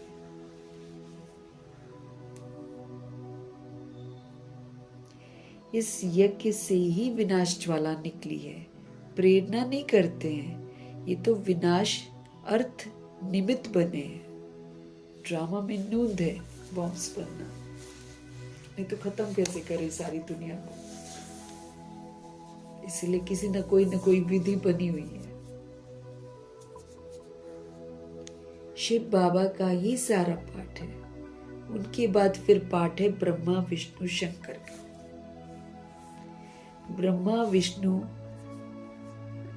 ब्रह्मा ब्राह्मण रचते हैं, वही फिर विष्णुपुरी के मालिक बनते हैं। ब्राह्मण बनकर, श्रीमत पर चलकर ही सारा कुछ होता है। बाबा कहते हैं ब्रह्मा ब्राह्मण रचते हैं, वही फिर विष्णुपुरी के मालिक बनते हैं। फिर 84 जन्मों का चक्र लगाकर तुम आकर ब्रह्मावंशी बने हो। लक्ष्मी नारायण सो फिर आकर ब्रह्मा सरस्वती बनते हैं। ये भी समझाया है कि इन द्वारा अडॉप्ट करते हैं, इसलिए इसको बड़ी मम्मा कहते हैं। किनको? ब्रह्मा जी को। शिव बाबा इनके थ्रू हमको अडॉप्ट करते हैं, तो ये हमारी माँ हो गई है। रोल एक सोल प्ले करती है, ये दिखाया जा रहा है कि कभी फादर बनती है, कभी मदर बनती है, कभी ब्रदर बनती है। वो फिर निमित्त बनी हुई है। कलश माताओं को दिया जाता है। सबसे बड़ी सितार सरस्वती को दी है। सबसे तीखी है ना पढ़ाई में, पढ़ाई को अमल में लाने में बहुत तीखी है।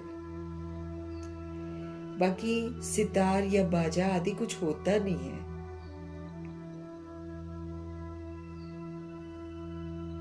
महिमा उनकी अच्छी थी, नाम तो बहुत डाल दिए हैं, देवियों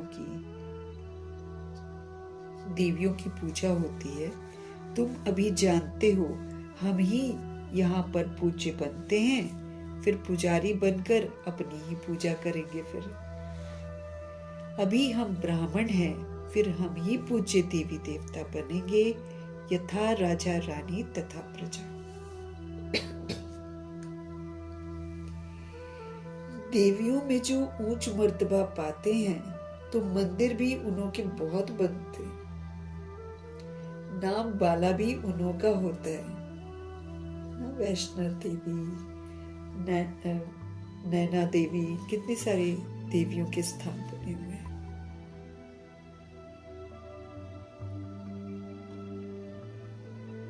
और ऊंची पहाड़ियों पर बने हुए हैं, वो दर्शाते हैं उनकी ऊंची स्थिति। अब नहीं, अब वैष्णव देवी जाओ तो कितना प्रॉब्लम्स हो रही है, क्योंकि कहते हैं कि वैष्णव देवी ने अपना स्थान छोड़ दिया, इसलिए तूफान आते हैं, हलचल होती है वहां पर, लोग मरते हैं वहां जाकर। क्योंकि प्रकाशमणि दादी का याद कर रहे हैं ना, तो अब तो दादियां सृष्टि परिवर्तन करने की प्रेरणा दे रही है।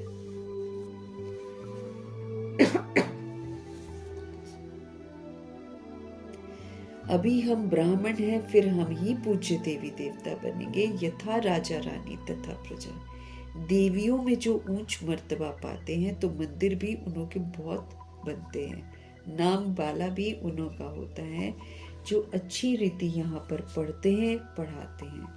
तो अब तुम जानते हो पूज्य पुजारी हम ही तो बनते हैं। शिव बाबा तो सदैव ही पूज्य हैं, वो कभी पुजारी नहीं बनते।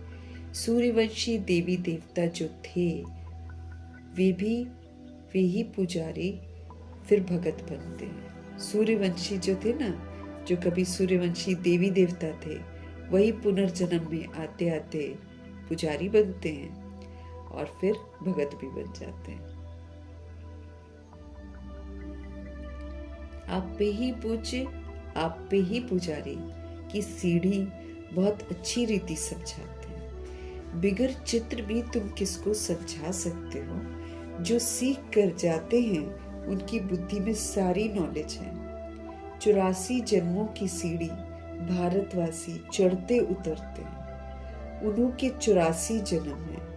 पूज्य थे, फिर हम पुजारी बने। हम सो हम का अर्थ जो है ना, वो भी तुमने बहुत अच्छी तरह से अब समझा है कि हम आत्माएं ही देवता, फिर क्षत्रिय, फिर पुनर्जन्म में आते आते वैश्य, फिर पुनर्जन्म में आते आते शूद्र बन जाते हैं। तो हम सो हम का अर्थ भी बाबा ने आकर अभी समझाया है, तो हमने समझा है।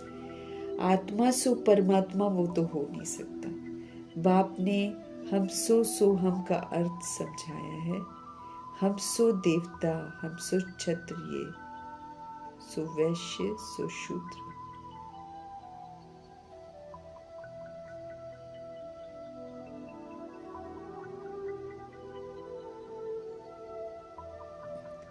बाबा कहते हैं हम सो देवता, सो क्षत्रिय, सो वैश्य, सो शूद्र बने। हम सो का दूसरा कोई अर्थ है ही नहीं।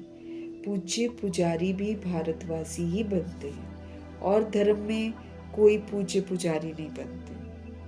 तुम ही सूर्यवंशी, तुम ही चंद्रवंशी बनते हो। समझानी बाबा की कितनी अच्छी मिली हुई है। हम सो देवी देवता थे, हम आत्मा निर्वाण धाम में रहने वाली हैं। ये चक्र फिरता ही रहता है। जब दुख सामने आते हैं तो बाप को याद करते हैं। बाप कहते हैं मैं दुख के समय ही आकर सृष्टि को बदलता हूँ। ऐसे नहीं कि अब कहते ऐसे नहीं कि नई सृष्टि में रचता हूँ, नहीं, मैं सृष्टि को बदलता हूँ। पुरानी को नया बनाने के लिए मैं आता हूँ। बाप आते ही हैं संगम पर। अब नई दुनिया फिर से बन रही है। पुरानी खलास होनी है, ये है बेहद की बात।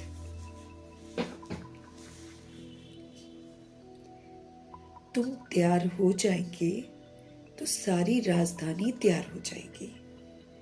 कल्प कल्प जिन्होंने जो मर्तबा पाया है उसी अनुसार पुरुषार्थ चलता रहता है।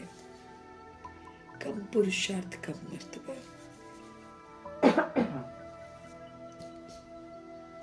ऐसे नहीं ड्रामा में जो पुरुषार्थ किया होगा सो होगा। पुरुषार्थ करना होता है और हमेशा पावरफुल स्मृति रखनी चाहिए। बाबा कहते हैं कि हम कल पहले वाले विजयी रतन हैं। हम ही थे, हम ही हैं और हम ही बनते रहेंगे। बाबा तो ऐसे बोलते हैं, हम ही विजयी रतन थे। ऐसे सोचो और अच्छा पुरुषार्थ करो। तो बाबा कहते पुरुषार्थ तो करना ही होता है। फिर कहा जाता है कल पहले भी ऐसे ही पुरुषार्थ किया था। हमेशा पुरुषार्थ को बड़ा रखा जाता है। प्रारब्ध पर बैठ थोड़ी जाना है। पुरुषार्थ बिगर प्रारब्ध मिल नहीं सकती है।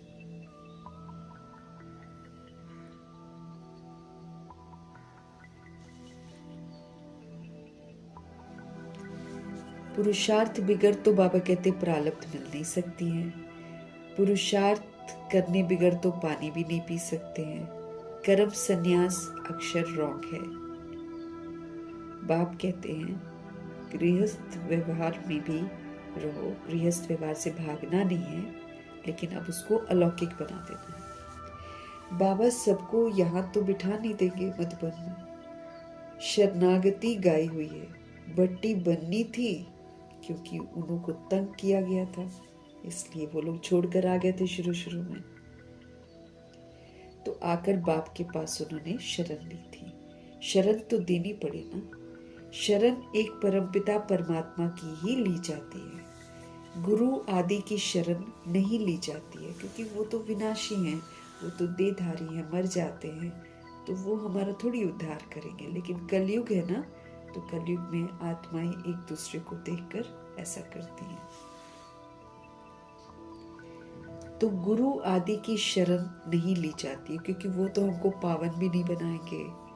उनको याद करके हम चार्ज भी नहीं होंगे, मेरे विक्रम भी विनाश नहीं होंगे। तो फिर हम उनको याद क्यों करें?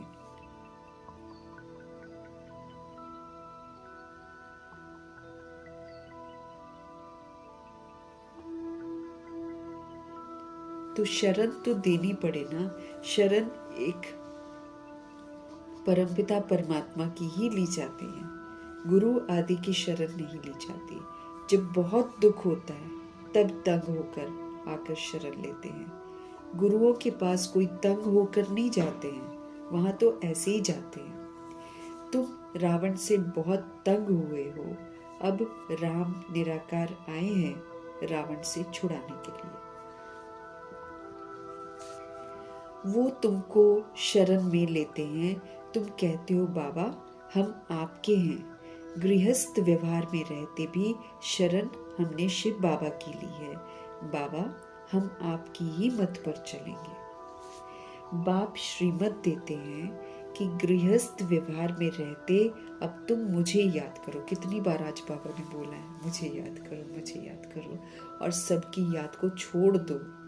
कुछ नहीं मिलेगा हमको दूसरों को याद करने से, उल्टा और पाप बन जा रहे हैं। क्यों?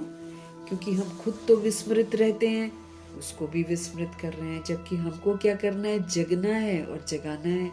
खुद भी याद करना है, दूसरे भी बाबा को याद करें, ऐसा करना है ना हमको। तो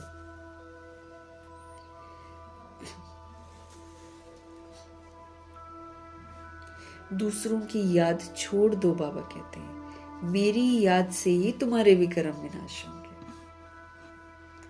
सिर्फ शरण लेने की यहाँ पर बात नहीं है, सारा मदार जो है याद पर है। बाप के सिवाय ऐसा कोई समझा नहीं सकता। बच्चे समझते हैं बाप के पास इतने लाखों कहाँ आकर रहेंगे। प्रजा भी अपने अपने घर में रहती है ना, राजा के पास थोड़ी रहती है। दुनिया में अगर राजा होता है तो प्रजा तो अपने घर में रहेगी कि राजा के पास जाकर रहेगी, है ना। तो 16,108 करोड़ बच्चे कहाँ से रह लेंगे मधुबन में?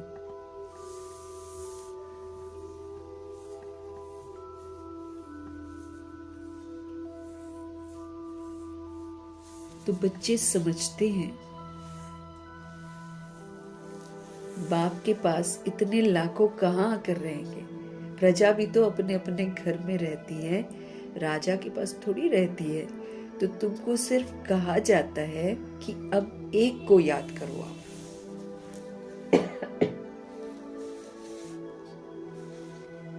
बाबा, हम आपके हैं, आप ही सेकंड में सदगति का वर्षा देने वाले हो।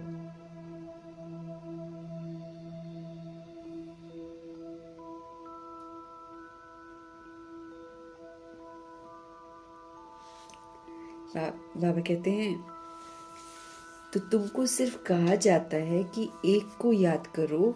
बाबा, हम आपके हैं, आप ही सेकंड में सदगति का वर्षा देने वाले हो। राजयोग सिखलाकर राजाओं का राजा बनाते हो।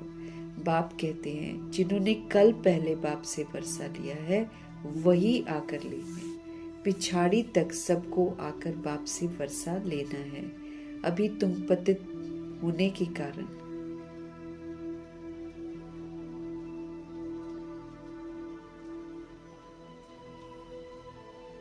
पिछाड़ी तक सबको आकर बाप से वर्षा लेना है।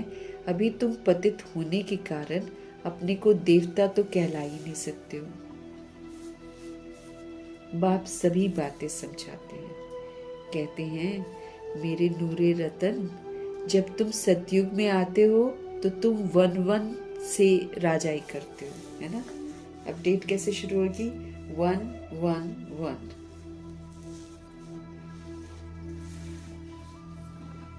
तो मेरे नूरे रतन, जब तुम सतयुग में आते हो ना तो तुम वन वन से राजाई करते हो।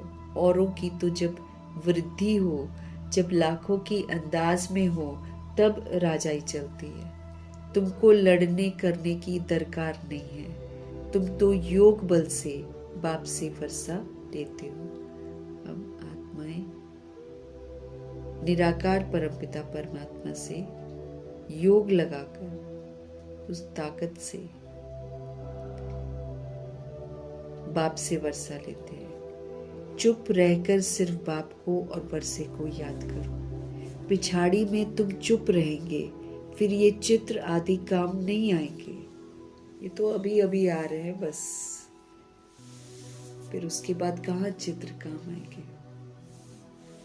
अवस्था से, जैसे कल पूरा बाबा ने क्या बोला, अनुभव की अथॉरिटी बनो। चलन से पता चलेगा, चेहरे और चलन से।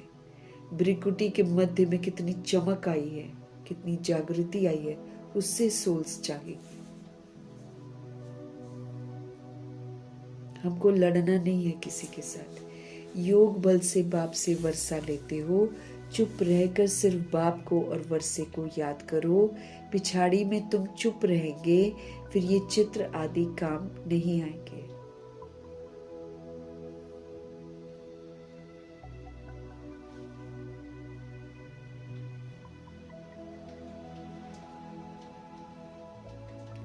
बाबा कह रहे हैं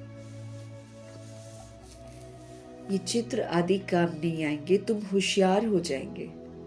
बाप कहते हैं सिर्फ मुझे याद करो तो तुम्हारे विकर्म विनाश होंगे। अब करो न करो फिर तुम्हारी मर्जी।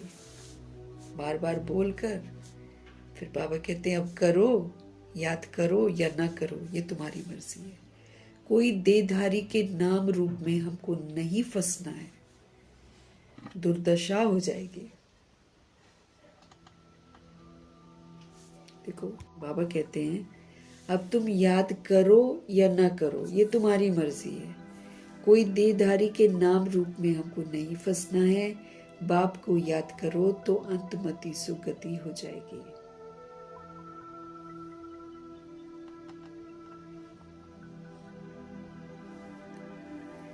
बाप को याद करो तो अंतमति सुगति हो जाएगी, फिर अच्छी वाली गति होगी हमारी अगर बाबा याद रहेगा। लेकिन वो याद कैसे रहेगा? जब हम अभी बहुत काल तक याद करें, सिर्फ उन्हीं को याद करेंगे, तब जाकर अंत में याद रहेगी। तुम फिर मेरे पास आ जाएंगे। अगर हम उनको याद नहीं करेंगे तो फिर हम उनके पास नहीं जाएंगे। फिर जिस देहधारी की याद आ गई ना, उसी के पास भेज देंगे भगवान कि जाओ, वहां जाओ।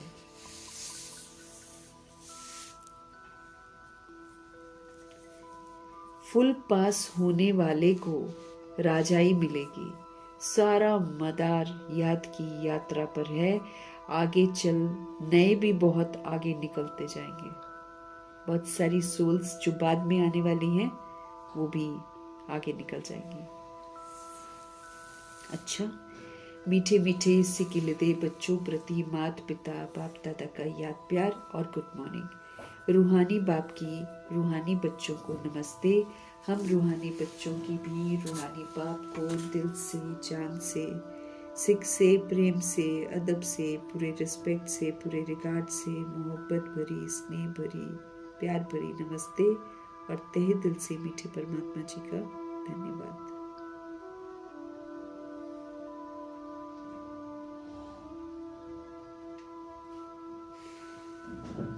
और प्रभु जी का ढेर ढेर सारा धन्यवाद करेंगे। धारणा के लिए मुख्य सार है, किसी भी देहधारी के नाम रूप में हमको नहीं फंसना है। एक बाप की श्रीमत पर चलकर हमको सदगति को पाना है।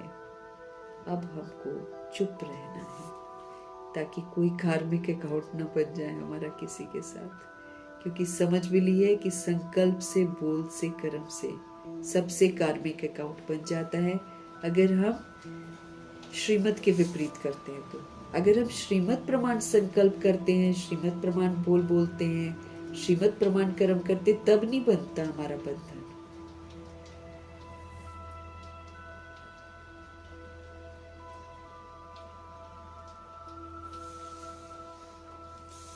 भविष्य 21 जन्मों के लिए अच्छी रीति हमको पढ़ना है और दूसरों को पढ़ाना है। पढ़ने और पढ़ाने से ही नाम वाला होगा।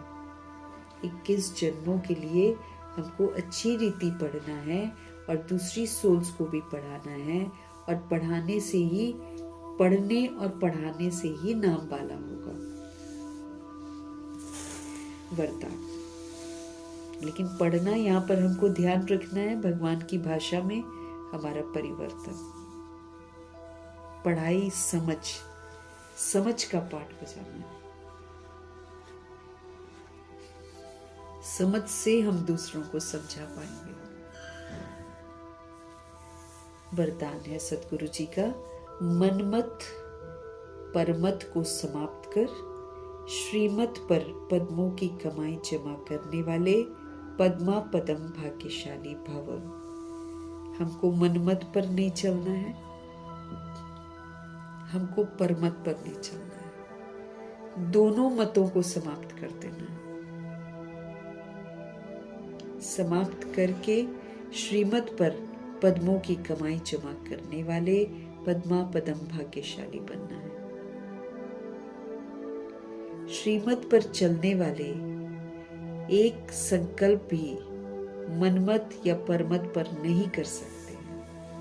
अगर हम श्रीमत पर चलने की ठानते हैं तो फिर हमको अपनी मत पर भी नहीं चलना है और फिर दूसरों की मत पर भी नहीं चलना है।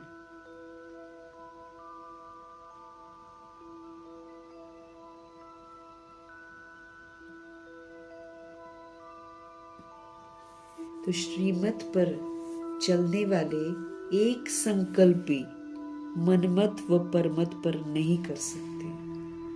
जैसे बाबा, मम्मा, दादियाँ एग्जाम्पल हैं। इन्होंने कभी भी अपनी मनमत नहीं चलाई और कभी भी दूसरों की मत पर नहीं चले। ये शिव बाबा की श्रीमत पर ही चले। हमको भी ऐसे ही करना है। कारण नहीं सुना सकते, भगवान ने मना कर दिया। कारण नहीं सुना सकते, निवारण करना है। निवारण क्या है? श्रीमत। स्थिति की स्पीड यदि तेज नहीं होती है तो जरूर कुछ न कुछ श्रीमत में मनमत व परमत मिक्स है। कायदे से तो बाबा कहते हैं अगर हम श्रीमत पर चलेंगे तो हमारी स्थिति ऊंची बन जाएगी, लेकिन अगर हमारी स्थिति की स्पीड जो है तेज नहीं हो रही है, तो बाबा कहते चेक करो, कुछ न कुछ श्रीमत में हम मनमत को मिक्स करते हैं, हम परमत को मिक्स करते हैं। मनमत अर्थात अल्पज्ञ आत्मा के संस्कार के अनुसार जो संकल्प हमारे उत्पन्न हो जाते हैं। आत्माएं इस समय अल्पज्ञ है ना, नॉलेजफुल थोड़ी है, तो उनके जो अलग अलग संस्कार हैं, उनके संस्कारों के अनुसार जो हमारे मन में संकल्प उत्पन्न होते हैं, उसको मनमत कहते हैं। वो स्थिति को क्या कर देते हैं, डगमग कर देते हैं।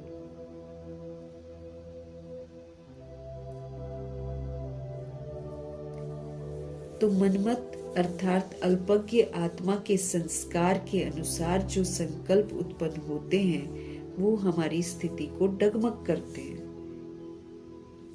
क्योंकि वो दैहिक संस्कार हैं। इसलिए बाबा कहते आप अपने आप को चेक करो और कराओ। एक कदम भी श्रीमत के बिना नहीं होना चाहिए। एक कदम भी एक कदम भी श्रीमत के बिना न हो, तब जाकर हमारी पद्मों की कमाई जमा होगी और हम पद्मा पदम भाग्यशाली बन सकेंगे। हमको समझना है कि आधा कल्प हम मनमत पर परमत पर चलकर हमने देख लिया ना, क्या हुआ, हमारी दुर्गति हो गई, दुख अशांति की शोक वाटिका में हम कैद हो गए। अब अगर हम अभी भी वही करेंगे तो फिर दुख अशांति खरीदेंगे ना। इसलिए शिव बाबा का हम आत्माओं के लिए कहना है कि श्रीमत पर चलने वाले एक संकल्प भी मनमत और परमत पर नहीं कर सकते। अगर हमारी स्थिति की स्पीड नहीं बढ़ रही है, तो हम जरूर कोई ना कोई मनमत और परमत अपनी श्रीमत में, बाबा की श्रीमत में मिक्स कर रहे हैं। मनमत अल्पज्ञ आत्मा के संस्कार जो दैहिक हैं, अनुसार जो संकल्प उत्पन्न होते हैं, वो स्थिति को डगमग कर देते हैं।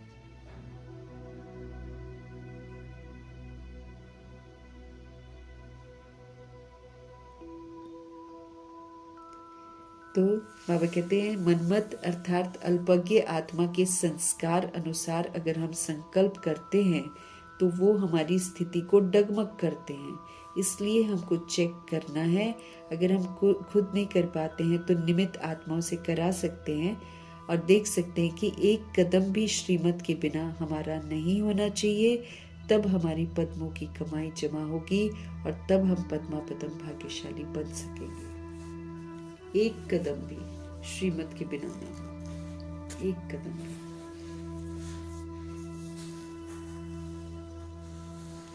तब हम पद्मों की कमाई जमा करके पद्मा पदम भाग्यशाली बन सकेंगे।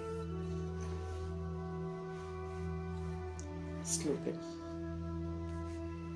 मन में सर्व के कल्याण की भावना बनी रहे। हमारे मन में वर्ल्ड की, यूनिवर्स की सारी आत्माओं के लिए कल्याण की भावना बनी रहे। यही विश्व कल्याणकारी आत्मा का कर्तव्य है। तो जो भी बुरा कर रहे हैं, शैतानियत में आ गए हैं, उनके लिए दुआएं करनी है। आखिर तो वो भी बदलेंगे, लेकिन क्या करेंगे, वो निमित्त है इतनी बड़ी आबादी को खत्म करने के लिए। तो मन में सभी सोल्स के लिए हमारे कल्याण की भावना होनी चाहिए, तब हम विश्व कल्याणकारी का टाइटल प्राप्त कर सकेंगे। ये हम आत्माओं का कर्तव्य है।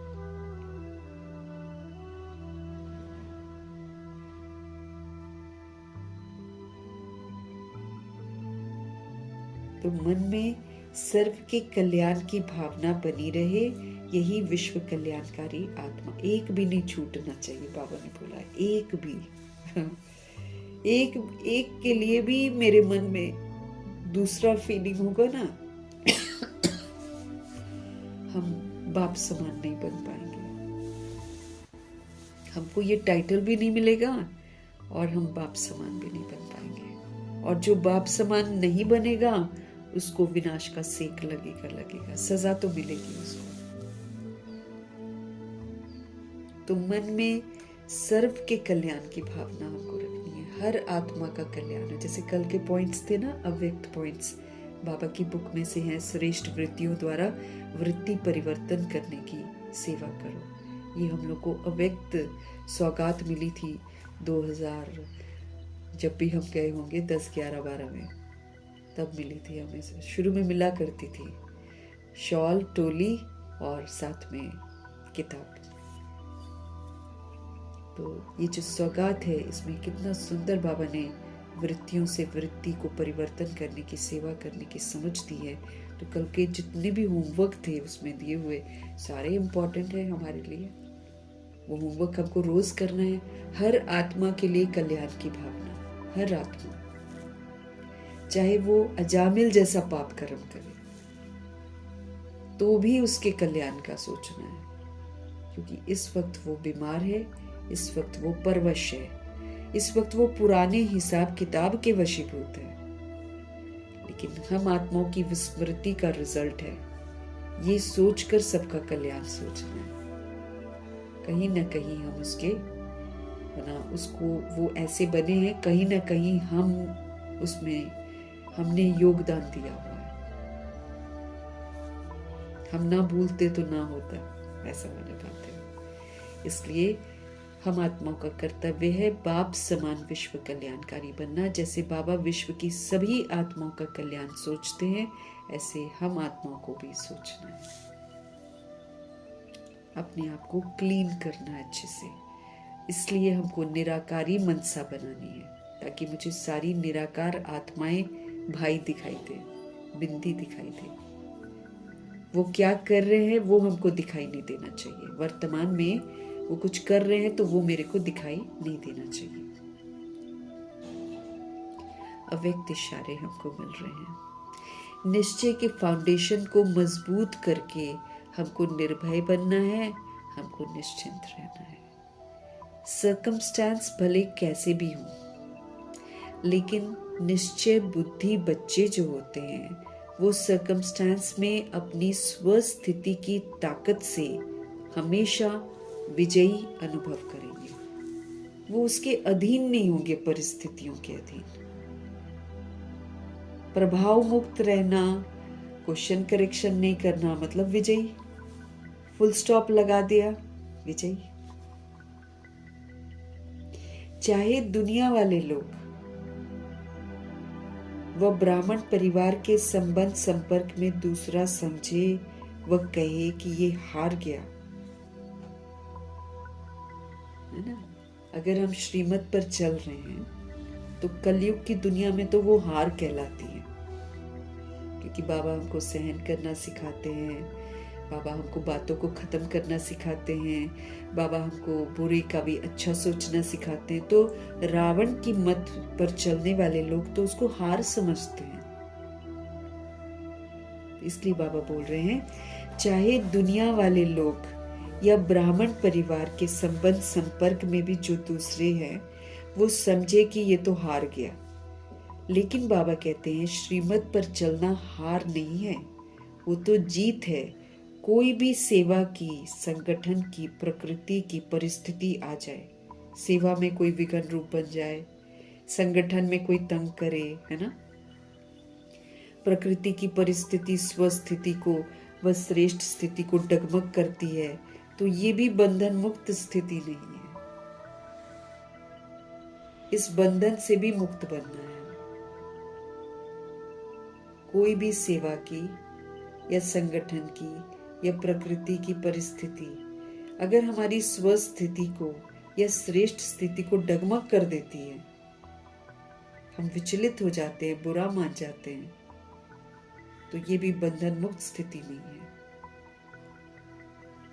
जैसे कल गुलजार दादी का पढ़े ना कि उषा बहन जो थी वो शुरू में जब पहले तो उन्होंने दादी के वहां सेवा करी किसी और जगह पर, छोटी जगह पर, फिर जब वो मधुबन में गई तो रोज कोई ना कोई कुछ ना कुछ उनको बोलता रहता था और उनको फीलिंग आता था, बुरा लगता था और वो रोने लग जाती थी।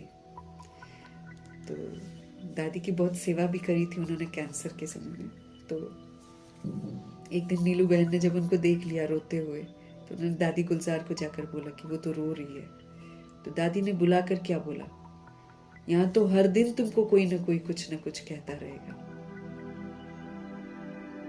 मधुबन में कोई भी कुछ भी कहेगा, विशाल जगह है ना, तो पेपर बड़े बड़े होंगे ना। तो दादी कहती कि तुमको डिसाइड करना है कि तुमको यहाँ रहना है कि तुमको छोटा सेंटर में जाना है। कि छोटे सेंटर में तो वैसा नहीं होता था जैसे बड़ी जगह पर होने लगा। तो बोले कि तो दादी बोली तुम तो फिर रोज ही फीलिंग में आते रहोगे, रोज ही रोते रहोगे, तो इससे क्या होता है, स्वस्थिति डगमग हो रही है। अब दादी ने यही समझाया, स्ट्रांग बनना पड़ेगा, सुनते हुए नहीं सुनना है।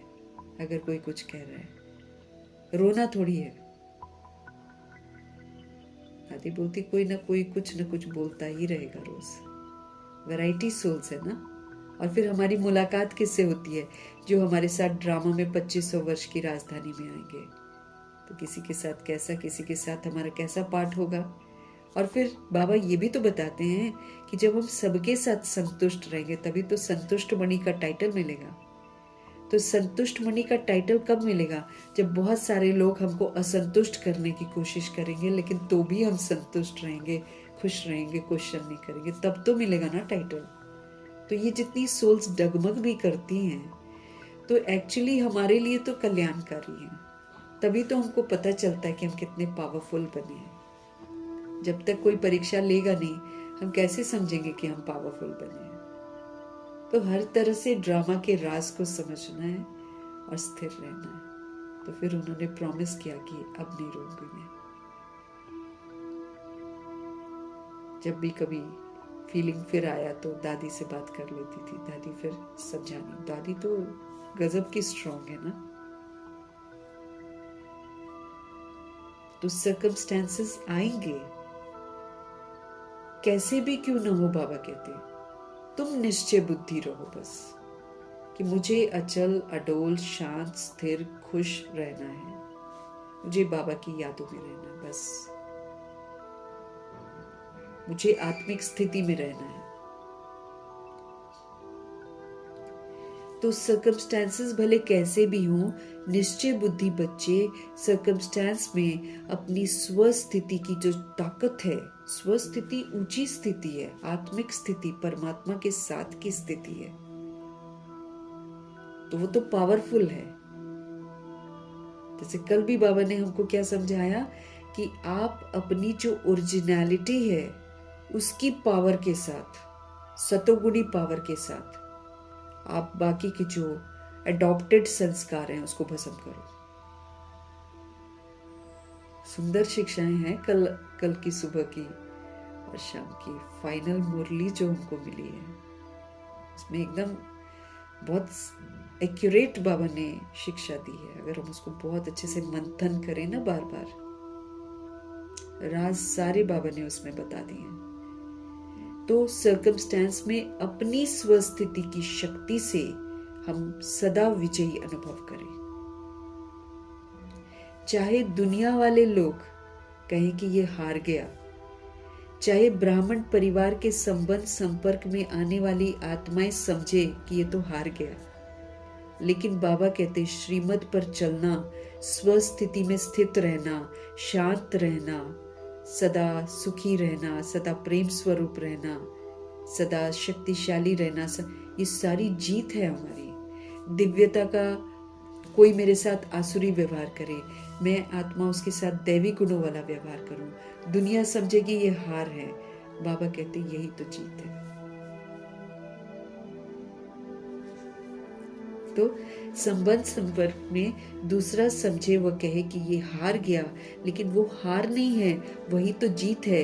कोई भी सेवा की, कोई भी संगठन की, कोई भी प्रकृति की परिस्थिति आ सकती है, लेकिन हमारी स्वस्थिति, हमारी श्रेष्ठ स्थिति को वो डगमग ना करे, इसका ध्यान रखना है। अगर वो हमको डगमग कर देती है, आत्मिक स्थिति से हिला देती है, प्रभाव में ले आती है, दबाव में ले आती है, फीलिंग में ले आती है, अगर वो ऐसा करती है तो बाबा कहते फिर तो आप बंधन मुक्त नहीं हुए। दूसरी सोल ने आपको बंधन में बांध दिया, आप फीलिंग में आए, आप दुखी हुए, आपने दुख के वाइब्रेशन उसको भेजे, वो बंध गया आपके साथ और आप भी बंध गए उसके साथ। तो बंधन मुक्त स्थिति नहीं बनी तो फिर हम दुखी रहेंगे। तो बाबा कहते इन बंधनों से मुक्त हो जाओ, परिस्थिति आए कैसे रहना है? शांत, स्थिर, संतुष्ट, खुश, अचल, अडोल, प्रभु जी की यादों में। शुभ भावना, शुभकामना, फुल स्टॉप। बस ये है स्वस्थिति, आत्मिक स्थिति। हमेशा सतुगुणी सतयुगी सहयोग सबको देना है। कोई धोखा दे तो भी सतुगुणी सतयुगी सहयोग देना। ये स्वस्थिति है, ये मेरी जीत है। दुनिया भले उसको हार समझेगी और हमको भी फील कराएगी कि तुम हार गए, तो भी प्रभु जी कह रहे हैं स्वस्थिति में स्थित रहना, निश्चय बुद्धि रहना ही तो तुम्हारी जीत है, जिसको वो लोग रियलाइज करेंगे एक दिन और हमें फुल मार्क्स मिल जाएंगे। तो अपने निश्चय बुद्धि होकर हमें निश्चय की जो नींव है, विश्वास है कि सब कुछ कल्याणकारी है और शिव बाबा मेरे साथ है, अटूट निश्चय। जैसे ऐसे थे ब्रह्मा बाप है ना, उसको घोट घोट के अपने आप को वैसा बनाना है। वो तो उन्होंने तो हर परिस्थिति पार की है ब्रह्मा जी ने। तभी तो बाबा बोलते ना कि उनके जीवन रूपी कंप्यूटर को खोलो और देखो ब्रह्मा जी ने कैसे सब कुछ पास किया है। उनके सामने तो कितनी परिस्थितियां आई थी, हमारे सामने उतनी नहीं आती है, लेकिन उनके जीवन को देखो कैसे उन्होंने पार किया, स्वस्थिति में पार किया है, निश्चय बुद्धि होकर पार किया है। तो बंधन मुक्त बन गए, फरिश्ता बन गए। हमको भी बंधनों से मुक्त बनना है ना। तो प्रभाव मुक्त, लगाव मुक्त, दबाव मुक्त। जो सोल प्रभाव मुक्त, लगाव मुक्त, दबाव मुक्त है वही राजा है। और ब्रह्मा जी प्रभाव मुक्त, लगाव मुक्त, दबाव मुक्त थे, इसीलिए वो विश्व महाराजा है। सारा विश्व उनके सामने झुकेगा, वो किसी के आगे नहीं झुके। स्वस्थिति में रहे। स्वस्थिति में रहना मतलब सबका भला चाहना, सबको सुख देना, सबको प्रेम देना, अपना टाइम भी उनको देना, अपने संकल्प भी उनको देना, अपने श्वास भी उनके लिए समर्पित कर देना। ये ब्रह्मा जी की वो थी, क्या बोले, विशेषता। इसी से वो विश्व महाराजन बन गए। दुनिया गाली देते रह गई, हाँ। दुनिया गाली देते रह गई, उल्टा बोलते रह गए, छोड़ने वाले छोड़कर जाते रह गए। ब्रह्मा जी विश्व महाराजन बन गए, अव्यक्त फरिश्ता बन गए। ऐसे हमको भी समझ देते हैं कि हमको भी ऐसे करना है। मीठे बाबा की मीठी समझाने के लिए तहे दिल से उनका धन्यवाद करेंगे। हम आत्मा को पढ़ा रहे हैं, समझा रहे हैं, धन्यवाद करेंगे। धैर्यवत हमारे साथ इतना हमको टॉलरेट कर रहे हैं, धन्यवाद करेंगे। लेकिन ज़्यादा दिन वो नहीं करेंगे टॉलरेट, इसलिए हम सावधान हो जाएं और उनकी श्रीमत पर चल लें, अपने आप को चेंज कर लें तो खुद को बचा लेंगे। इन्हीं दुआओं के साथ दोनों शक्तियों का धन्यवाद करेंगे और फिर जगदम्बा माँ का धन्यवाद, गुलजार दादी जी का धन्यवाद, अष्टरत्नों का धन्यवाद, नवग्रहों का धन्यवाद, एडवांस पार्टी की सारी सोल्स का धन्यवाद, बची हुई जितनी भी आत्माएं हैं उनका धन्यवाद, 5 तत्वों का धन्यवाद, ड्रामा का धन्यवाद, प्रकृति का धन्यवाद, माया का धन्यवाद, यमदूत का धन्यवाद, करोड़ों की आबादी का धन्यवाद, साधनों का धन्यवाद, साधन बनाने वालों का धन्यवाद, साथ में रहने वाली सोल्स का धन्यवाद, सहयोगी आत्माओं का धन्यवाद, अविनाशी खजानों का धन्यवाद, समय का धन्यवाद, शरीर रूपी इंस्ट्रूमेंट का धन्यवाद, आप सभी सोल्स का धन्यवाद, सृष्टि की मेहमान नवाजी का तहे दिल